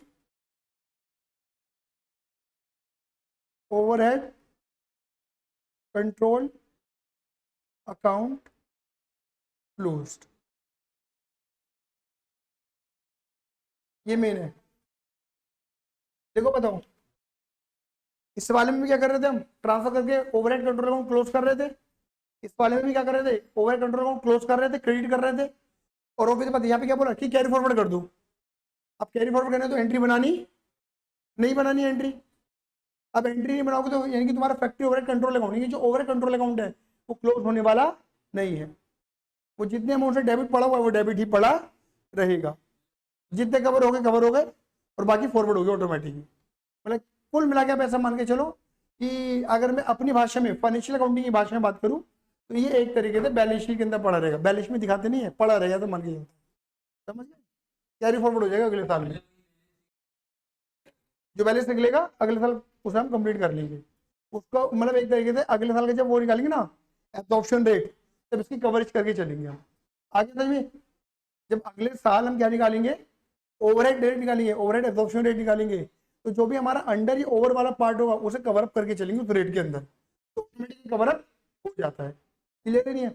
लेकिन मैंने बोला ये वाला जो ट्रीटमेंट है ये बहुत कम आता है, नॉर्मली 2 आते हैं। समझ गए? कुछ नहीं करने के लिए, समझ गए? क्लियर है? आया?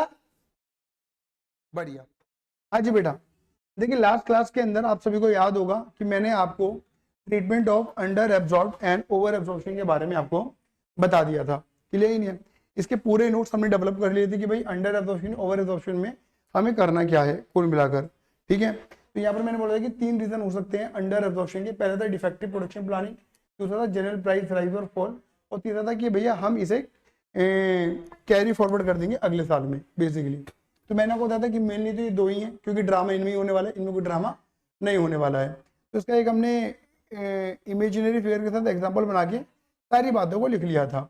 तो आइए फटाफट से आज हम क्वेश्चन की शुरुआत करते हैं। ठीक है, कुछ 4 से 5 क्वेश्चन होंगे कुल मिलाकर, उनमें से 2 क्वेश्चन मैं करके देखूंगा और 2 क्वेश्चन मैं आपको रीड करवा के भेजूंगा, जिसे आपको करने अपने घर पे। ठीक है, तो बेटा क्या लिखा हुआ है, यहाँ पे लिखा हुआ है x limited recover overhead at a pre determined rate. यहाँ पे लिखा है एक्स लिमिटेड एक कंपनी है जो कि ओवरहेड रिकवर करता है, रिकवर यानी कि एब्जॉर्ब, मैंने बोलता ना ओवरहेड की रिकवर करता है प्री डिटरमाइंड रेट, मतलब पहले से इन्होंने क्या निकाल रखा है, ओवरहेड एब्जॉर्प्शन रेट निकाल रखा है। ओवरहेड एब्जॉर्प्शन रेट इन्होंने कितना निकाल रखा है, 50 पर मैन डे। क्या निकाला बेटा, 50 rupees per man day, 50 rupees per man day. The total factory overhead incurred and mandays actually work, कह रहे टोटल फैक्ट्री इंगर्ड कितने हुए हैं और टोटल मैंडेज एक्चुअली वर्क। भैया खर्चा हुआ 79 लाख का, और जो मैंडेज है वो है 1.5 लाख मैंडेज बेसिकली, है ना। During the period 30,000 unit were sold, कह रहे पूरे टाइम पीरियड में आपने 30,000 यूनिट बेची हैं। Eight the end of the period 5,000 completed units were held in stock, कह रहे 5,000 कंप्लीटेड यूनिट आपके अभी स्टॉक के अंदर पड़ी हुई है, मतलब इनकी क्लोजिंग इन्वेंट्री है आपकी। But there was no opening stock of finish goods, मतलब पहले से हमारे पास कोई ओपनिंग स्टॉक नहीं था। Similarly there was no stock of uncompleted units at the beginning of the period, क्या रहेगी, there was no stock of uncompleted, uncompleted का मतलब है यहाँ WIP, पहले से हमारे पास no stock uncompleted units at the beginning of the period, मतलब शुरुआत में हमारे पास ओपनिंग WIP नहीं थी, वर्क इन प्रोग्रेस नहीं था, अनकंप्लीटेड वर्ड हो रहेगी WIP। But at the end of the period there was 10,000 uncompleted, 10,000 WIP units हैं which may be treated as a 50% completed, जो कि हम ये मान के चलते हैं कि वही वाली बात है जो मैंने लास्ट एग्जांपल आपको दिया था। क्या दिया था एग्जांपल, कि 2 कच्ची 1 पक्की रोटी, वही वाली मतलब 50% का मतलब 1/2, और 1/2 को कैसे रीड करोगे कि 2 अधूरी 1 पूरी, समझ गए ना। आगे चलते हैं। On analysing the reason it was found that, मतलब जब इन्होंने रीजंस को देखा है ना, it was found that 60% of unabsorbed overhead, देखो क्या लिखा है यहाँ पर अनएब्जॉर्ब्ड, इनकी हमें एक बात इन्होंने बता दिया कि यहाँ पे जो आंसर आएगा वो क्या आएगा, अंडर एब्जॉर्प्शन आएगा।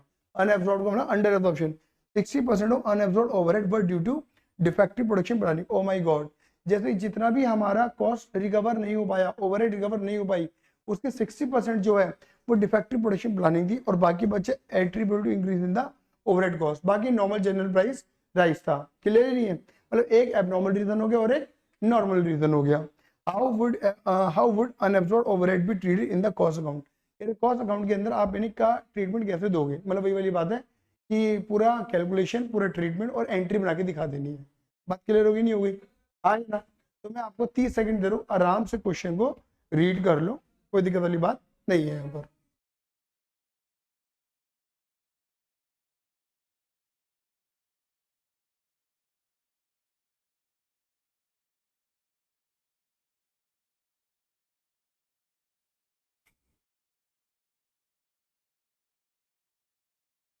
पढ़ लिया, चलिए हाँ जी, अब शुरू करते हैं बेटा हम अपना क्वेश्चन। तो देखिए ये है मेरा question number 7।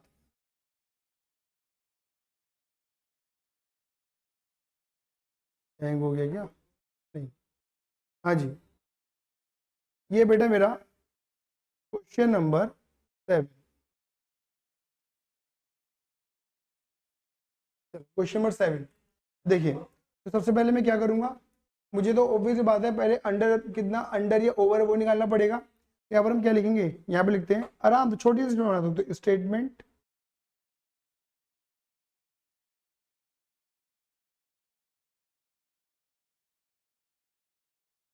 Overhead under absorb. अब मैंने अंडर एब्जॉर्ब क्यों लिखा, क्योंकि मुझे क्वेश्चन ने पढ़ के ही हिंट मिल गया था, ये बात ही नहीं है। चलो यहाँ पर मैं क्या लिखता हूँ, एक्चुअल ओवरहेड इनकर्ड। ठीक है बेटा, बताओ एक्चुअल में ओवरहेड मेरे कितने इनकर्ड हुए हैं? 79 लाख। ये पता लग रहा है तुम्हें? 79 लाख कहाँ लिखा है मेरे बेटा, बोलो फटाफट से। ये रहा 70, बोलो हाँ ये ना, क्लियर है नहीं है? फिर लिखेंगे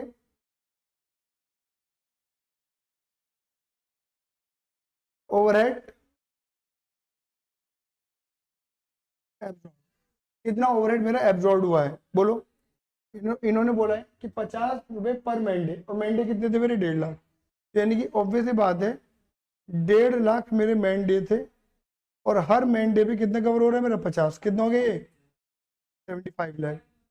मतलब मैं 75 लाख मैंने कवर कर लिया, एब्जॉर्ब कर लिए। तो कितने कवर नहीं कर पाया? 4 लाख। बोलो हाँ या ना, क्लियर ही नहीं है? यानी कि लिखेंगे अंडर एब्जॉर्ब ओवरहेड। क्या मेरी बात क्लियर हो गई? ये मैं एब्जॉर्ब नहीं कर पाया, क्लियर ही नहीं है? अब इसमें क्या करेंगे, देखेंगे, ठीक है ना, ड्यू टू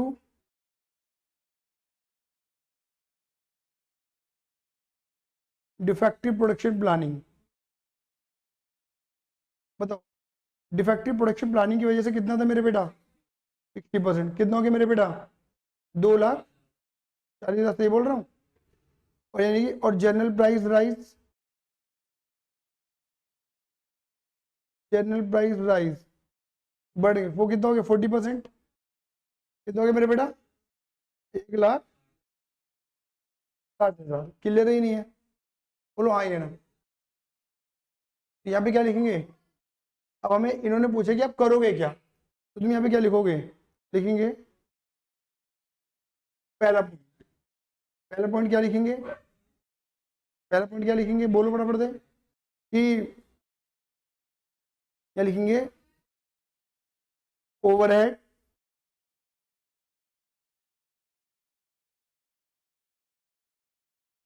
लिखो, overhead under absorb due to defective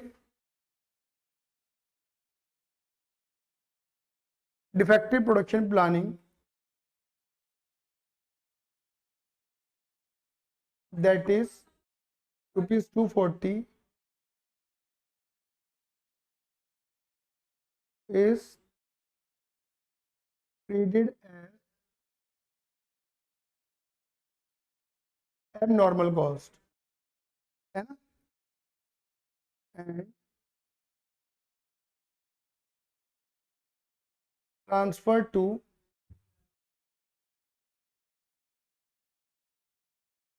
costing P&L account. ठीक है, क्लियर है? इसकी एंट्री याद है? कॉस्टिंग P&L अकाउंट डेबिट, खर्चे डेबिट कर रहे हैं टू ओवरहेड कंट्रोल, या फिर यहाँ पे लिख सकते हैं to factory overhead control account. कितना? 240, 240। लिखेंगे पॉइंट नंबर 2, क्या लिखेंगे बोलो?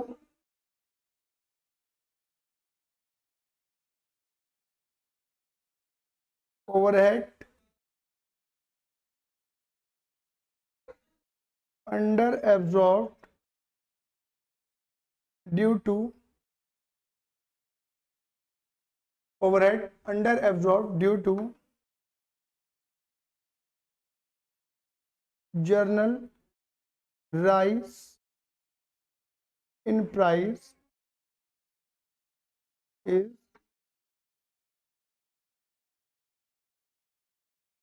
apportioned between, याद है कहाँ कहाँ? is apportioned between cost of sale,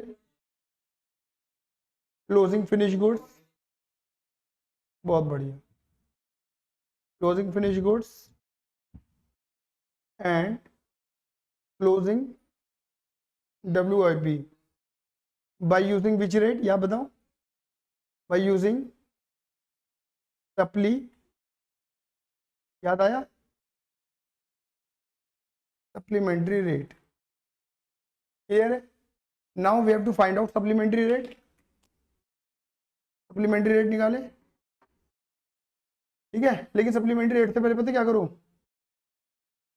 यहां पे लिख दो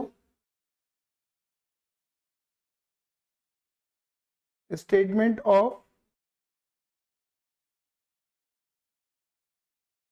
अपॉर्चमेंट। याद है यहाँ पे मैंने क्या लिखवाया था? बताओ, ये जो हमारा जो जनरलाइजिंग प्राइस है वो कितना है? 160। 160 को मुझे तीनों में बांटना है, ठीक है। तो कहाँ कहाँ बांटना है बोलो फटाफट से। कितनी यूनिट मैंने बेच दी है? दूसरा, क्लोजिंग फिनिश स्टॉक कितना मेरे पे बच रहा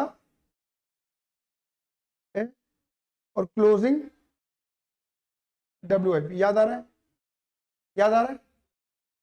चलो जी, अब यहाँ पे लिखते हैं कि यूनिट्स।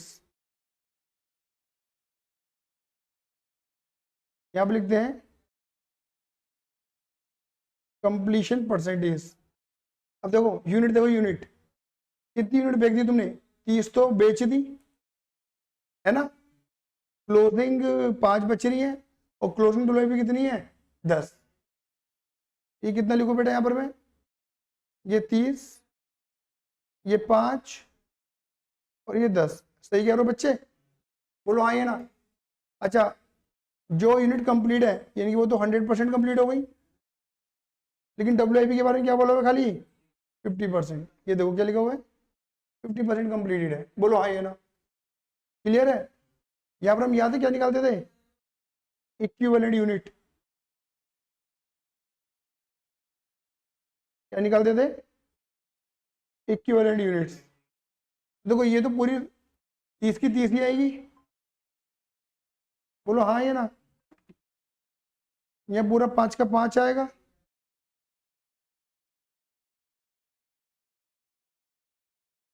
और यहाँ 5 आ जाएगा। क्लियर है?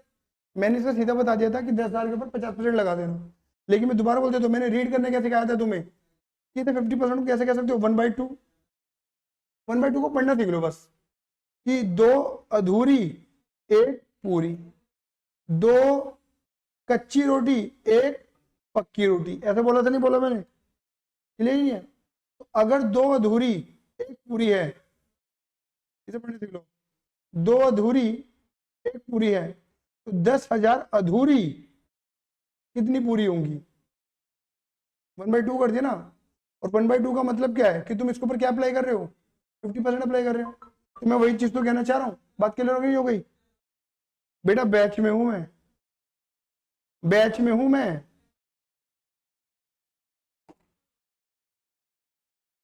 बात क्लियर हो गई? आ गया? क्लियर है? तो बेटा इक्विवेलेंट यूनिट कितनी निकल गई हमारी? बोलो फटाफट से। 40,000। सही बात है। अब इतना करने के बाद यहाँ पे क्या लिखेंगे बेटा? Supplementary rate.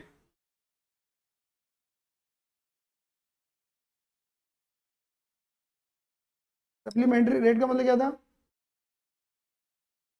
Under absorb, under absorb overhead upon equivalent unit. Equivalent units. देखो जी, अंडर और ओवरहेड कितने हो गए? 160। 160 क्यों लिए? क्योंकि जनरल राइजिंग प्राइस की वजह से कितना था? 160। हो गया था ना 240 का। तो 160 अपॉन इक्विवेलेंट यूनिट कितनी है? 40। तो कितना आ गया? At the rate ₹4 per unit. सही कह रहा हूं? अब आ जाओ, इसी टेबल में लिख देना ओवरहेड अपॉर्चमेंट। ऐसी टेबल बनाई थी ना लास्ट टाइम भी हमने, है ना? करो जी। तो एट द रेट, हाँ एट द रेट लिख दो 4। तो 30 के मल्टीप्लाई कर दो 4 से, 1 20, और ये कितना हो गया? 20। और ये भी कितना हो गया? 20। हो गया 160। बस अब इसके बेस पे क्या ठोक दोगे, एंट्री। हाँ, एंट्री क्या थी इसकी, एंट्री थी कॉस्ट ऑफ सेल, कुछ ओवरहेड कॉस्ट ऑफ सेल में भेज दिया। क्लियर ही नहीं है। Finish goods, finish stock control account,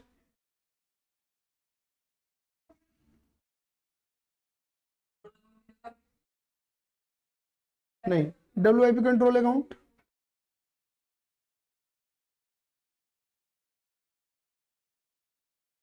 to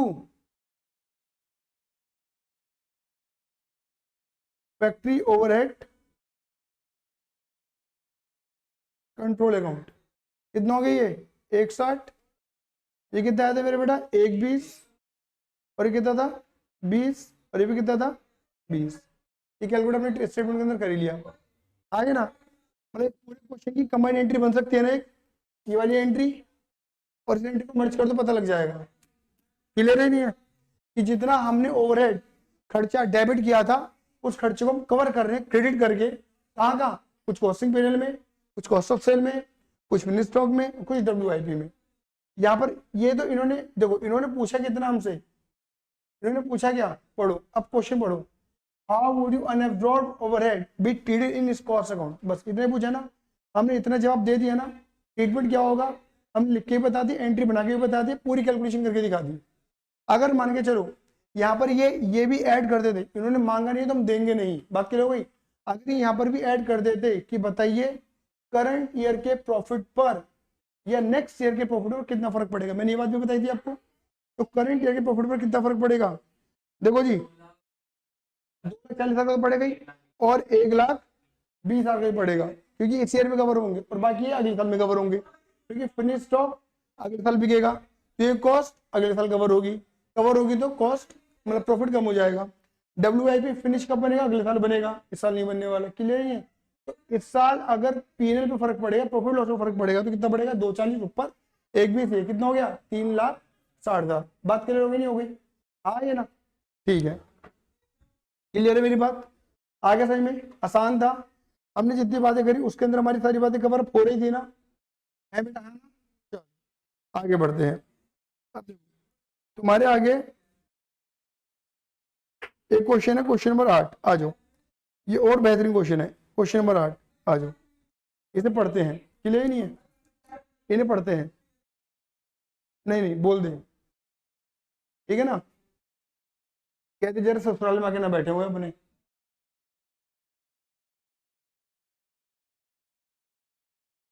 ठीक है। चलो बेटा क्वेश्चन तुम्हारे सामने फटाफट से पढ़ते हैं। आज क्या लिखा है क्वेश्चन में, PQR manufacturer small scale enterprise, PQR manufacturer एक small scale enterprises produce a single product and has adopted a policy to recover the production overhead. देखो PQR मैन्युफैक्चरिंग कंपनी है, स्मॉल स्केल एंटरप्राइज है, produce a single, एक ही product बनाती है, and has adopted a policy, उन्होंने एक policy को अडॉप्ट करा हुआ है, to recover the production overhead, कि वो प्रोडक्शन ओवरहेड को रिकवर करना, to recover the production overhead को रिकवर करेंगे of the production overhead, factory overhead भी कह सकते हैं, फैक्ट्री ओवरहेड को रिकवर करेंगे ऑफ द फैक्ट्री, मतलब फैक्ट्री के by adopting a single blanket rate. Single blanket rate का मतलब वही होता है एब्जॉर्प्शन रेट बेसिकली, है ना, बेस्ड ऑन मशीन आर। तो समझ होंगे तो मेरी बात कि ये सिंगल ब्लैंकेट रेट किस बेस पे निकलेगा, बजटेड ओवरहेड या budgeted production overhead divided by machine hour. कौन सा machine hour, budgeted machine hour, ये इस पे निकल जाएगा, ठीक है ना। देखो अब इन्होंने क्या है, इन्होंने हमें रेट नहीं दे रखा, शायद हमें रेट निकालना पड़ेगा। The budgeted production overhead of the factory, ओहो हमने सोचा था 10,08,000 का बजटेड ओवरहेड होगा, एंड बजटेड मशीन आर कितने होंगे हमारे 96,000। तो अगर मैं इसको इससे डिवाइड कर दूंगा तो मेरा एक single blanket rate machine hour rate निकल कर आ जाएगा। For the period of first 6 month, पहले 6 महीने का, 13-14 के पहले 6 महीने का डेटा दे रखा है। Following information were extracted from the books, हमें कुछ ही इन्फॉर्मेशन मिली। क्या लिखा है देखो, एक्चुअल में प्रोडक्शन ओवरहेड कितने हुए थे 6,79,000, ये एक्चुअल हुए हैं हमारे, जिससे हमें पता लगेगा कि अंडर है ओवर है। लेकिन फिर इन्होंने देखो आगे क्या लिखा है, इन्होंने लिखा है amount included in the production overhead, production overhead के अंदर कौन कौन सी अमाउंट इंक्लूडेड है ये भी बताया इन्होंने। प्लस 6,79,000 में क्या क्या इंक्लूडेड है? Paid as per court order, मतलब हमने अपने वर्कर को कोर्ट के ऑर्डर पे पैसा दिया, कोर्ट के कहने पे दिया, ये नॉर्मल कॉस्ट है, मतलब नॉर्मल कॉस्ट नहीं है।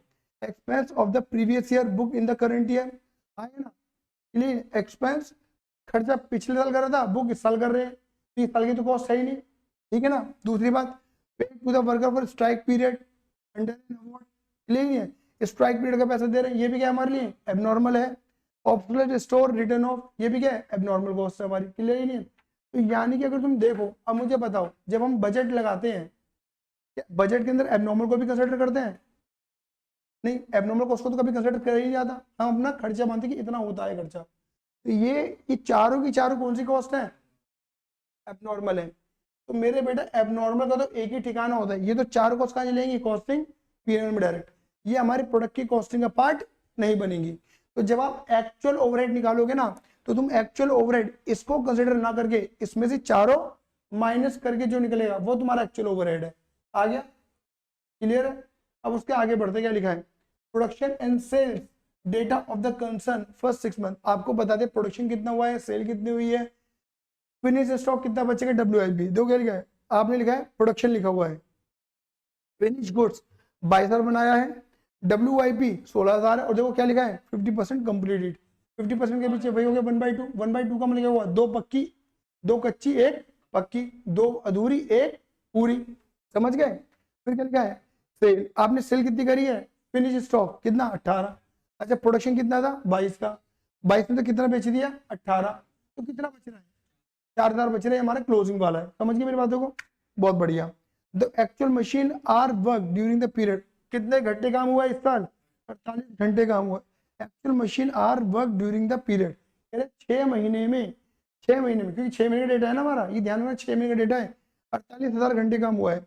It is revealed from the analysis information on that 1/4 of the, देखो क्या लिखा है, क्या लिखा है? 1/4 of the under absorbers due to defective production policy. भाई सेम बात आ गई, 1/4 का क्या हुआ? 25%। आए ना? इनकी यहाँ पर भी हमें क्या दे दिया गया? एक हिंट दे दिया गया कि तुम्हारा जो आंसर आएगा वो क्या आएगा? अंडर एब्जॉर्प्शन वाला आंसर आएगा, ओवर एब्जॉर्प्शन नहीं आएगा। And the balance was attributed to increase in the cost, भाई जनरलाइज इन प्राइस। आया समझ में? नहीं आया? फिर क्या लिखा? You are required to determine the amount of under absorption of production overhead for the period। भाई हमें अंडर absorption की अमाउंट निकाल के दिखानी है, सही बात है? नहीं है? फिर और क्या पूछा गया? To show accounting treatment of under absorption of production overhead, हमें अकाउंटिंग ट्रीटमेंट भी बताना है। पहली बात क्लियर होगी नहीं होगी? तीसरा, to apportion the under overhead over the item. अब देखो इन्होंने ना पूछा सब कुछ है, बस पॉइंटों में बांट दिया, मतलब जितना काम हमने करा है ना अभी भी उतना ही काम हमें करना है, बस उन्होंने पॉइंटों में बता दिया कि पहले पूछने अमाउंट कैलकुलेट करो, वो मैं पहले भी वैसे भी करनी पड़ती है ना, ठीक है ना। दूसरा लिखा है कि उसका अकाउंटिंग ट्रीटमेंट क्या होगा, वो पहले भी बताना पड़ता, वो पूछता तो क्लियर ही नहीं है, ठीक है। और फिर उसका अपोर्चमेंट, तो इन्होंने सारी बातें वही पूछी हैं, अभी हमने जो करता है वो सब कुछ वही करना है यहाँ पर, क्लियर ही नहीं है? आ गया? क्लियर है? बहुत बढ़िया, तो शुरू करें, शुरू करें।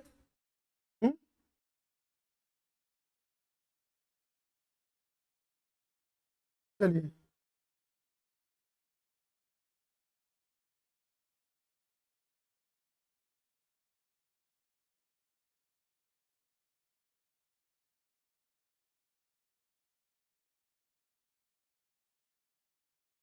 चलो ये बेटा मेरा कौन सा क्वेश्चन नंबर 8। इन्होंने पहला पॉइंट मुझसे क्या पूछा है? इन्होंने पहला पॉइंट पूछा है कि अंडर एब्जॉर्प्शन निकाल के दिखा दो, यही पूछा है ना इन्होंने हमसे। तो क्या लिखेंगे? पहली स्टेटमेंट लिखेंगे statement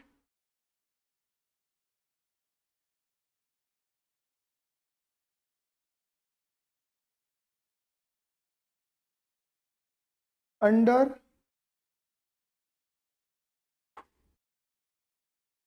absorb overhead,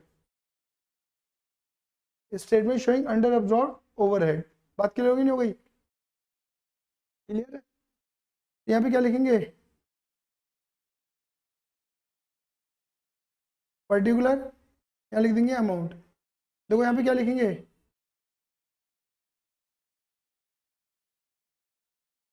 actual overhead.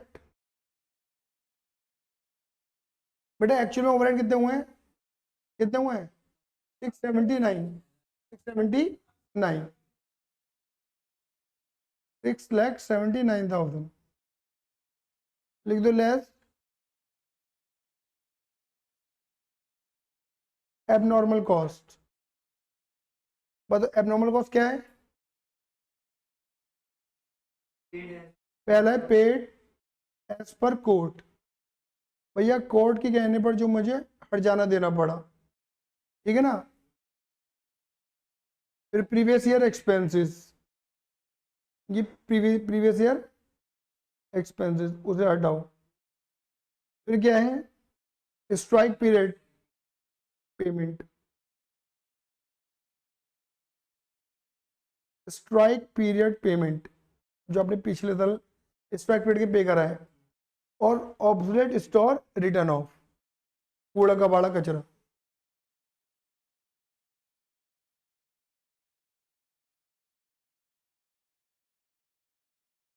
बात क्लियर हो गई, ठीक है।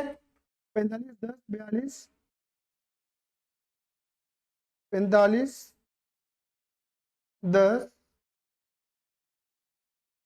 42 और 18, ये मुझे दे रखा है क्वेश्चन में। इसे बेटा माइनस कर दो, कितना बचा बेटा ये 5,64,000। एक्चुअल में हमारे जो है ना, यहाँ लिख देंगे एक्चुअल नॉर्मल ओवरहेड, ये एक्चुअल में है, क्लियर ही नहीं है। फिर यहाँ पे हम क्या लिखेंगे, यहाँ पे लिखेंगे ओवरहेड एब्जॉर्ब। उसके लिए मुझे क्या चाहिए, एब्जॉर्प्शन रेट। मैं थोड़ा नीचे आता हूँ, क्या लिखेंगे, यहाँ पे लिखेंगे नोट नंबर 1। नोट नंबर 1 में क्या डालूँ,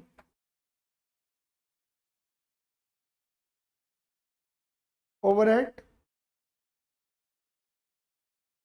एब्जॉर्प्शन रेट। तो क्या लिखेंगे, बोलो बड़ा पढ़ दे, budgeted production overhead divided by budgeted machine hour, क्योंकि मशीन की उस पर बोला होता है इन्होंने। अगर हम अपने क्वेश्चन में आएंगे तो इन्होंने ओवरहेड कितना बताया 10,08,000 और बजटेड मशीन आर कितना बताया 96। तो 10,08,000 डिवाइडेड बाय 96 कितना निकल गया बेटा 10.5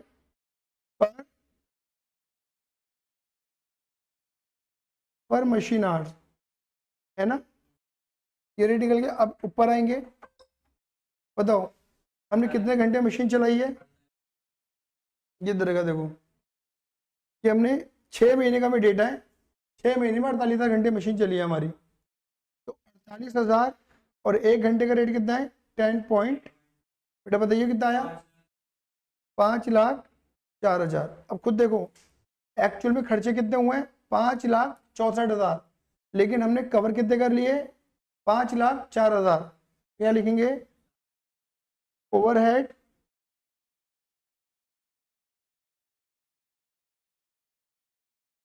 अंडर एब्जॉर्ब, बेटा कितना,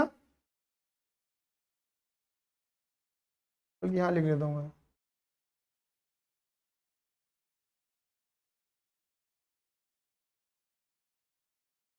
ओवरहेड अंडर, क्लियर ही नहीं है, क्लियर है। अब इन्होंने नीचे एक पॉइंट बोला हुआ है, ये जो ओवरहेड अंडर एब्जॉर्ब हुए हैं इनके पीछे कारण क्या था, लिखो ड्यू टू डिफेक्टिव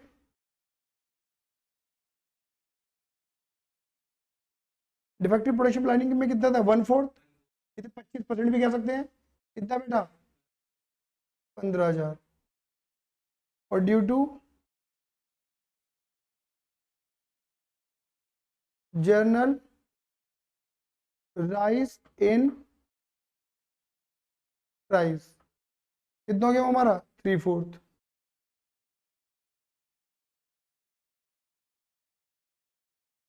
आ गया? हाँ बेटा क्लियर है? पहले का तो आंसर निकल गया हमारा, वैसे आंसर तो हमारा यही है, ये जो पूछा गया हमसे। क्लियर है? दूसरा क्या पूछा गया हमसे? इनका अकाउंटिंग ट्रीटमेंट क्या होगा? और तीसरे में क्या पूछा गया है? अपोर्चमेंट करके दिखा दो, मतलब बांट के दिखा दो। ठीक है ना? तो दूसरे तीसरे कंबाइंड आंसर हम दे सकते हैं। क्लियर है? क्या लिखेंगे? पहला मतलब दूसरे का आंसर है क्या? ये लिखेंगे, लिखेंगे overhead, overhead under absorb, same line चेपनी है। Overhead under absorb due to defective production planning is treated as abnormal cost and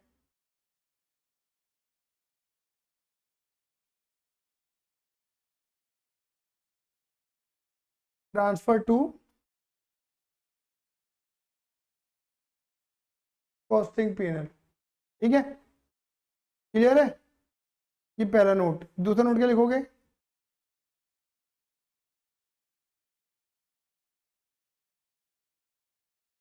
overhead under absorb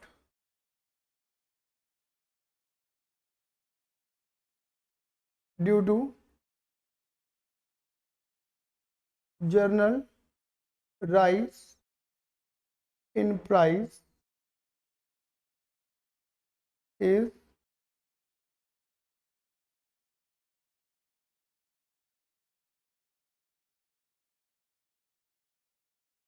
is a portion between, बोलो, जो यूनिट बेच दी हैं और फिनिश स्टॉक और work in progress by using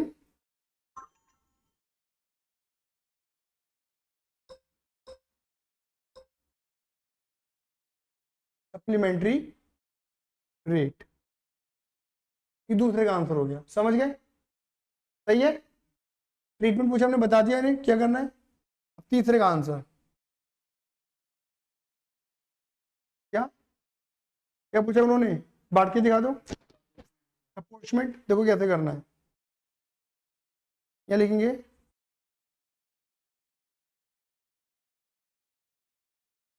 statement of, पहले देखते रहिए बेटा थोड़ा सा, देखो यहाँ लिखो पर्टिकुलर,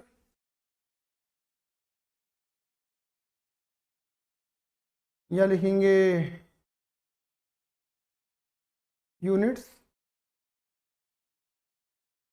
यहाँ लिखेंगे परसेंटेज कंप्लीशन, फिर क्या लिखेंगे?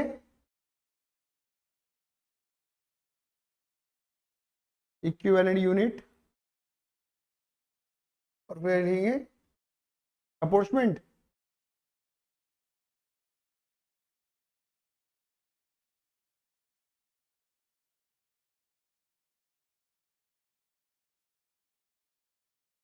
ठीक है? अब देखो इसमें मैं थोड़ा सा अंतर क्या कर रहा हूँ, बस ये देखो थोड़ा सा डिफरेंस क्या दूंगा बस।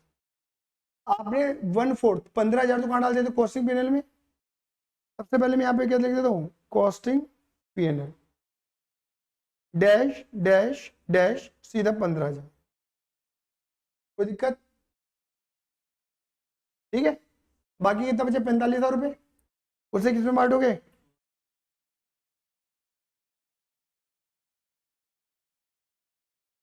उसे बांटोगे कॉस्ट ऑफ सेल और फिनिश स्टॉक और WIP। सही है, कोई दिक्कत? अच्छा, हमने यूनिट कितनी बेची है, बनाई है वो मत देखना, बेची कितने वो देखना, और बची कितनी 22 में तो 18 गए 4, तो 22 को तोड़ दो आप ये आ गया 18 और ये आ गया 4। अच्छा, क्लोजिंग कितनी बच रही है 16, WIP सॉरी 16। जो यूनिट बिक गई है कंप्लीट है 100% पे, ये 50% पे है, सीधा बोल दूं ये कितना आ जाएगा 18 4 और 8 जोड़ो 30। ठीक है 30, यहाँ आ जाओ।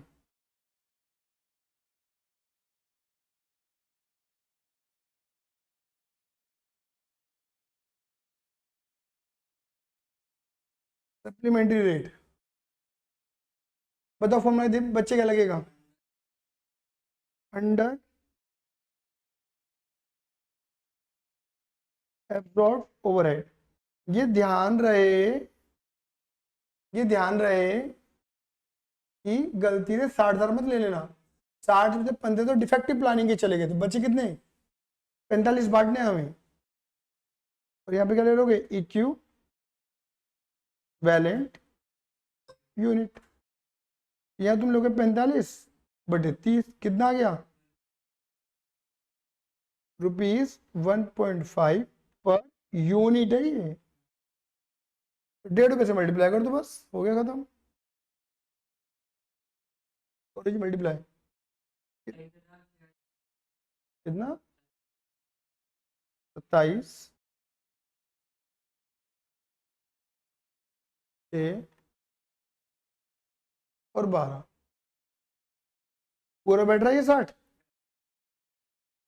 बैठेगा ना, ठीक 15 तो लिए ना यहाँ पर, ये तो बटे तो 45 हैं, पहली वाली स्टेटमेंट में इस वाली स्टेटमेंट में जो डिफरेंस है वो इसका ही है बस। इन्होंने बोला अप्रोक्सीमेट करके दिखा दो, बांट के दिखा दो, मैंने बता दिया कि 60 ऐसे बैठा है, समझ गए। अब इसकी अगर एक एंट्री बनानी चाहे तो बना ले सकते हैं, क्या बनाए, एक एंट्री बनानी है costing PNL account debit,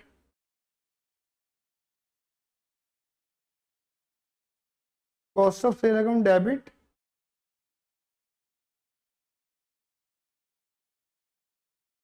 business stock control account debit,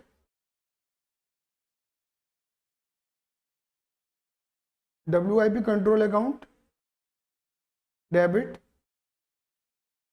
to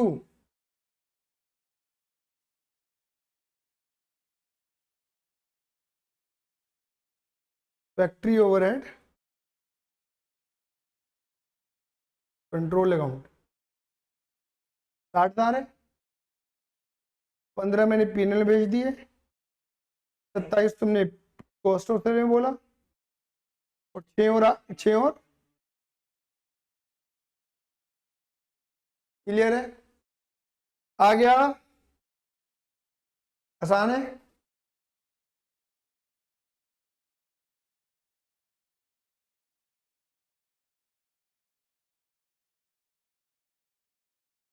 हाँ जी,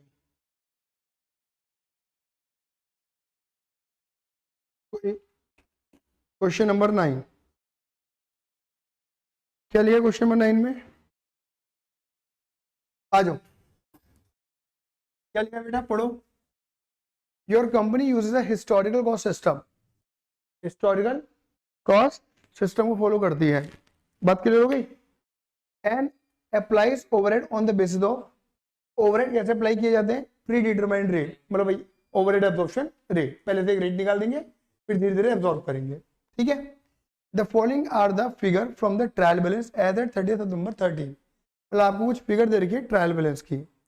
अगर आप देखोगे तो मैन्युफैक्चरिंग ओवरहेड दे रखे हैं, मैन्युफैक्चरिंग ओवरहेड अप्लाइड दे रखे हैं, इनमें अंतर बताओ। मैन्युफैक्चरिंग ओवरहेड अप्लाइड में इसका मतलब ये है कि मैन्युफैक्चरिंग ओवरहेड हुए तो इतने हैं, मतलब दिस इज कॉल्ड एक्चुअल, और ये एब्जॉर्ब। तो इन दोनों फिगर को तुम देखोगे तो क्या दिख रहा है, अंडर या ओवर, खर्चे हुए ज्यादा है और एब्जॉर्ब हुए कम, तो अंडर एब्जॉर्प्शन हो गया। तो इनका जो डिफरेंस है वो अंडर एब्जॉर्प्शन है, समझ गए, बहुत बढ़िया। Work in progress in amount दे रखा है, यूनिट में नहीं दे रखा। फिनिश गुड्स स्टॉक का इन अमाउंट दे रखा है, यूनिट में नहीं दे रखा, कोई दिक्कत नहीं है। Cost of goods sold amount में दे रखा है, यूनिट में नहीं दे रखा, कोई बात नहीं, आगे चलते हैं। Give to method for disposal of the unabsorbed overhead, क्या पूछा आपसे, क्या पूछ रहा है आपसे, भैया हमें तो सिर्फ क्या बता दे, तू ये बता दे, ये बताओ इसका आंसर तुम्हें पता है, बताओ। कह रहे हैं कि दो मेथड बताओ जिससे मैं अंडर एब्जॉर्ब ओवरहेड को, दिख रहा होगा ना अंडर एब्जॉर्प्शन, कि मैं इसे दो में डिस्पोज कर दूं, मतलब इस डिस्पोज का मतलब इस कॉस्ट को मुझे खत्म करना है। कैसे खत्म करें बोलो, दो मेथड। अगर मैं डिफेक्टिव, अगले साल वाला छोड़ दूं, मैंने दो इंपॉर्टेंट बोले थे, कौन से, डिफेक्टिव प्लानिंग है तो कहां पे दूं, कॉस्टिंग पीरियड में, या फिर इसका क्या करूं, कॉस्ट ऑफ सेल में, WIP में, फिनिश स्टॉक में अपॉर्चमेंट कर दूं। दो मेथड ऐसे बता देने हैं, ये तो कंप्लीटली P&L, ये कंप्लीटली अपॉर्चमेंट, समझ गए, क्लियर है ये नहीं है, ठीक है। शो प्रॉफिट इम्प्लीकेशन, अब देखो क्या मांगा है, अब इन्होंने वो क्वेश्चन मांगा था जो मैंने किसी क्वेश्चन ने नहीं मांगा, क्या लिखा है, show the profit implication of each method, कह देना हर मेथड में प्रॉफिट पर क्या इंप्लीकेशंस आएंगी वो बता देना, मतलब प्रॉफिट कितने से कम हो जाएगा। तो कॉस्टिंग P&L में भेजोगे तो पूरे से कम हो जाएगा, और अगर भेजोगे आप किसमें अपॉर्चमेंट करोगे तो कॉस्ट ऑफ सेल की अमाउंट से P&L कम हो जाएगा, करंट ईयर का कम हो जाएगा, क्लियर ही नहीं है, आया समझ में नहीं आया, करके दिखाएं, करना है तो बहुत आसान, कर तो सकते हो आप इसे, इनमें कोई दिक्कत नहीं है। बस ये ध्यान रखना, ये ध्यान रखना कि आपको यूनिट नहीं दे रखी है मेरे बेटा, जब यूनिट नहीं दे रखी है तो आपको इक्विवेलेंट प्रोडक्शन निकालने की जरूरत नहीं है, क्योंकि कुछ पता ही नहीं है ना। तो आप क्या करना, जो भी अंडर एब्जॉर्प्शन आएगा उसको इसके रेशियो में बांट देना, इतना सा काम करना है। यहाँ पे यूनिट का रेशियो नहीं चलेगा, यहाँ पर इन अमाउंटों का रेशियो चलेगा, क्लियर ही नहीं है, ठीक है। मैं काम करता हूँ, देखो मैं आपको जनरली समझा दे रहा हूँ, मेरे पास आंसर तो है ही पहले से ही। देखो मैंने आपको बताया ना, ऊपर की दो फिगर में देखोगे तो ये अंडर एब्जॉर्ब निकल कर आ जाएगा। इन्होंने देखो क्या लिखा है, दो मेथड बता दिए कि अंडर एब्जॉर्ब को आप कॉस्टिंग बिल में डाल दो, या सप्लीमेंट्री यूज को रेट यूज करके आप इसका अपॉर्चमेंट कर दो between cost of sale, finish stock और WIP में, क्लियर ही नहीं है। तो देखो अगर इन्होंने फिर वो पूरी कहानी एक लिख दी है कि अगर डिफेक्टिव प्लानिंग होती है तो डिफेक्टिव प्लानिंग की वजह से इसे कॉस्टिंग बिल में भेज देते हैं, जिसकी जल एंट्री ये बनेगी, आए ना, क्लियर ही नहीं है। तो अगर ऑब्वियसली बात है, अगर आप ये पूरा अमाउंट ही कॉस्टिंग बिल में भेज दोगे तो यानी कि पूरा कॉस्टिंग बिल में जो हमारा प्रॉफिट होगा कितने अमाउंट से कम हो जाएगा, 8,640 से। तो तुम वहां पे लिख भी देना, पहले मेथड में लिख देना कि अगर मैं पहले वाली कॉस्टिंग पीरियड में भेजूंगा तो मेरा प्रॉफिट, करंट ईयर का प्रॉफिट 8,640 से कम हो जाएगा, इतना लिख दोगे आप। इतनी कहानी इन्होंने बीच में लपेटी हुई है, ठीक है। फिर इन्होंने क्या करा है, बांट के दिखा दिया, अपॉर्चमेंट करके दिखा दिया between WIP, finishing stock, cost of goods sold. ये देखो ये आपको अमाउंट ऑलरेडी दे रखी है, आपको इसके रेशियो में this divided by this, this divided by this, this divided by this and multiply by this. भाई रेशियो जैसे बांटते हैं, बांट दिया, राउंड ऑफ कर दिया, क्लियर ही नहीं है, बोलो हाँ या ना। तो यानी कि अगर तुम देखोगे ना, अब WIP की कॉस्ट कितनी हो गई, ये तो थी कॉस्ट, प्लस ये कॉस्ट और दे दी तुमने, इतनी हो गई, ये जोड़ के बता दी इन्होंने। हालांकि बताने की जरूरत है, इन्होंने बता दिया कि भाई इतनी कॉस्ट तो थी WIP की, फिनिश की और कॉस्ट ऑफ गुड्स सोल्ड की, जब हम इतने ओवरहेड और बांटेंगे तो कॉस्ट बढ़ जाएगी, ये प्लस करके दिखा दिया इन्होंने यहाँ पर, क्लियर है ये नहीं है, आया समझ में नहीं आया। अब यहाँ पर मुझे बताओ, मैंने क्या बोला था कि फिनिश स्टॉक बिकेगा कब, अगले साल। ये कॉस्ट, ये पूरी कॉस्ट देखो, ये वाली भी और ये वाली भी कवर कब होगी, अगले साल। तो अगले साल का प्रॉफिट इतने से कम हो जाएगा, इसका इंपैक्ट अगले साल पड़ेगा, और ऐसे WIP का भी इंपैक्ट कब पड़ेगा, अगले साल। इस साल किसका इफेक्ट पड़ेगा, कॉस्ट ऑफ गुड्स सोल्ड का। तो सेकंड मेथड में हमारा करंट ईयर का प्रॉफिट 42,029 से कम हो जाएगा। यही बात इन्होंने लिखी हुई है, देखो यहाँ पर, ठीक है ना, कि इतने कि by using this method the profit of the period will be reduced by this and the value of stock will be increase by this, मतलब स्टॉक की वैल्यू बढ़ जाएगी and the latter will be affected the profit subsequent period. कह रहे हैं जो भी अब इसका इफेक्ट है अगले साल पड़ेगा। समझ गए, बात क्लियर नहीं हुई। ये 18,611 कैसे आया पता है ना, ये दोनों फिगर ऐड करके इस साल का क्लोजिंग स्टॉक, क्योंकि ये क्लोजिंग WIP है, वो भी क्लोजिंग इन्वेंट्री होती है, ये भी क्लोजिंग स्टॉक है, आया कर देंगे नहीं कर देंगे, ठीक है। और जो क्लोजिंग का पार्ट है उसको कवर अगले साल करेंगे हम, क्लियर है। तो अगले साल का प्रॉफिट कम होगा, यही बात इन्होंने बोली है, जो बात मैंने आपको ऑलरेडी समझा दी है, क्लियर है। समझ में आया है नहीं आया, ये करके दिखाऊं, आ गया। तो मैंने आपको कौन सा करा दिया, 7, 8, 9 करा दिए। अब देखो कितना आसान मेथड है। अब आ जाओ छठे पे। छठा देखो तुम्हारे सामने क्वेश्चन नंबर 6, इसका फोटो भी खींच लेना पहले, है ना। क्या लिखा है पढ़ो, ABC manufacture single product and absorb the production overhead at a pre determined rate और ₹10 पर मशीन आवर। ये ₹10 क्या कहना चाह रहा है हमें, ओवरहेड एब्जॉर्प्शन रेट दे दिया हमें, सही कह रहा हूँ नहीं कह रहा हूँ। आगे बेटा क्या लिखा है, at the end of the financial year 13-14 it has been found that actual production overhead incurred, ये एक्चुअल में बेटा खर्चा कितना हुआ है 6 लाख, एक्चुअल खर्चा 6 लाख का है। चलो अच्छा 6 लाख में क्या लिखा है, it include 45,000 on account of return of obsolete store. तो समझ में आया, अभी करा है क्वेश्चन हमने ऐसा कि भाई ये 6 लाख के अंदर 45,000 तो ऑब्सोलेट आइटम है, चलो जी हटा देंगे, मतलब एबनॉर्मल है। और 30,000 being wages paid for strike, ये भी हटा देंगे, क्योंकि 6 लाख में से कितना हटा, जो 45 और 30 75 कितना बचा, 5,25,000। इनकी एक्चुअल खर्चा मेरा 5,25,000 का लेना है। The production and sale data 13-14 का आपको डेटा दे दिया, क्या फिनिश गुड्स 20, वर्किंग WIP 8 और सेल कितनी करी है 18, समझ होंगे 20, 2020 बनाए 18 बेचे, तो 2,000 क्या हो गया हमारा क्लोजिंग फिनिश गुड्स, क्लियर ही नहीं है। फिर क्या लिखा है, the actual machine hour work during the period 40, अभी ऐसा सेम क्वेश्चन से करके आए हैं, बल्कि इससे बड़ा ही क्वेश्चन करा है, छोटा नहीं करा हमने, है ना। It has been found that 1/3, वहां 1/4 था जो भी करा है हमने, या 1/3 बोला है कि 1/3 of the under absorption of the production overhead are was due to lack of production planning, मतलब defective production planning। कहाँ चला जाएगा, कॉस्टिंग P&L में। एंड द रेस्ट जो बचा हुआ है 2/3 attributable to the normal increase in the cost, generalizing price। और generalizing price तो क्या कर दोगे, apportionment between 3 cost of sale, finished goods और closing WIP, क्लियर ही नहीं है। तो you are required to calculate the amount of under absorption overhead during the period and show accounting treatment of this। समझ गए, पूरा क्वेश्चन वही solve करके दिखाना है, कर पाएंगे नहीं कर पाएंगे, सिमिलर क्वेश्चन करा हमने, इससे बड़ा ही करा, छोटा तो नहीं करा हमने, क्लियर ही नहीं है। तो ये हमारा कंप्लीट टॉपिक होता है, कौन सा, ट्रीटमेंट ऑफ अंडर एब्जॉर्प्शन। पहले तो अंडर ओवर कैसे निकालते हैं वो बात हमने पहले भी सीख ली थी, और उसके ट्रीटमेंट की बात कैसे होगी वो हमने बात अब कंसिडर कर ली है, क्लियर ही नहीं है, आ गया। अब नेक्स्ट क्लास के अंदर हम पढ़ेंगे मशीन आर रेट, जो कि इसका लास्ट टॉपिक है और इंपॉर्टेंट टॉपिक है, ठीक है। चलिए धन्यवाद, बाय, सी लव यू, जय हिंद, जय भारत।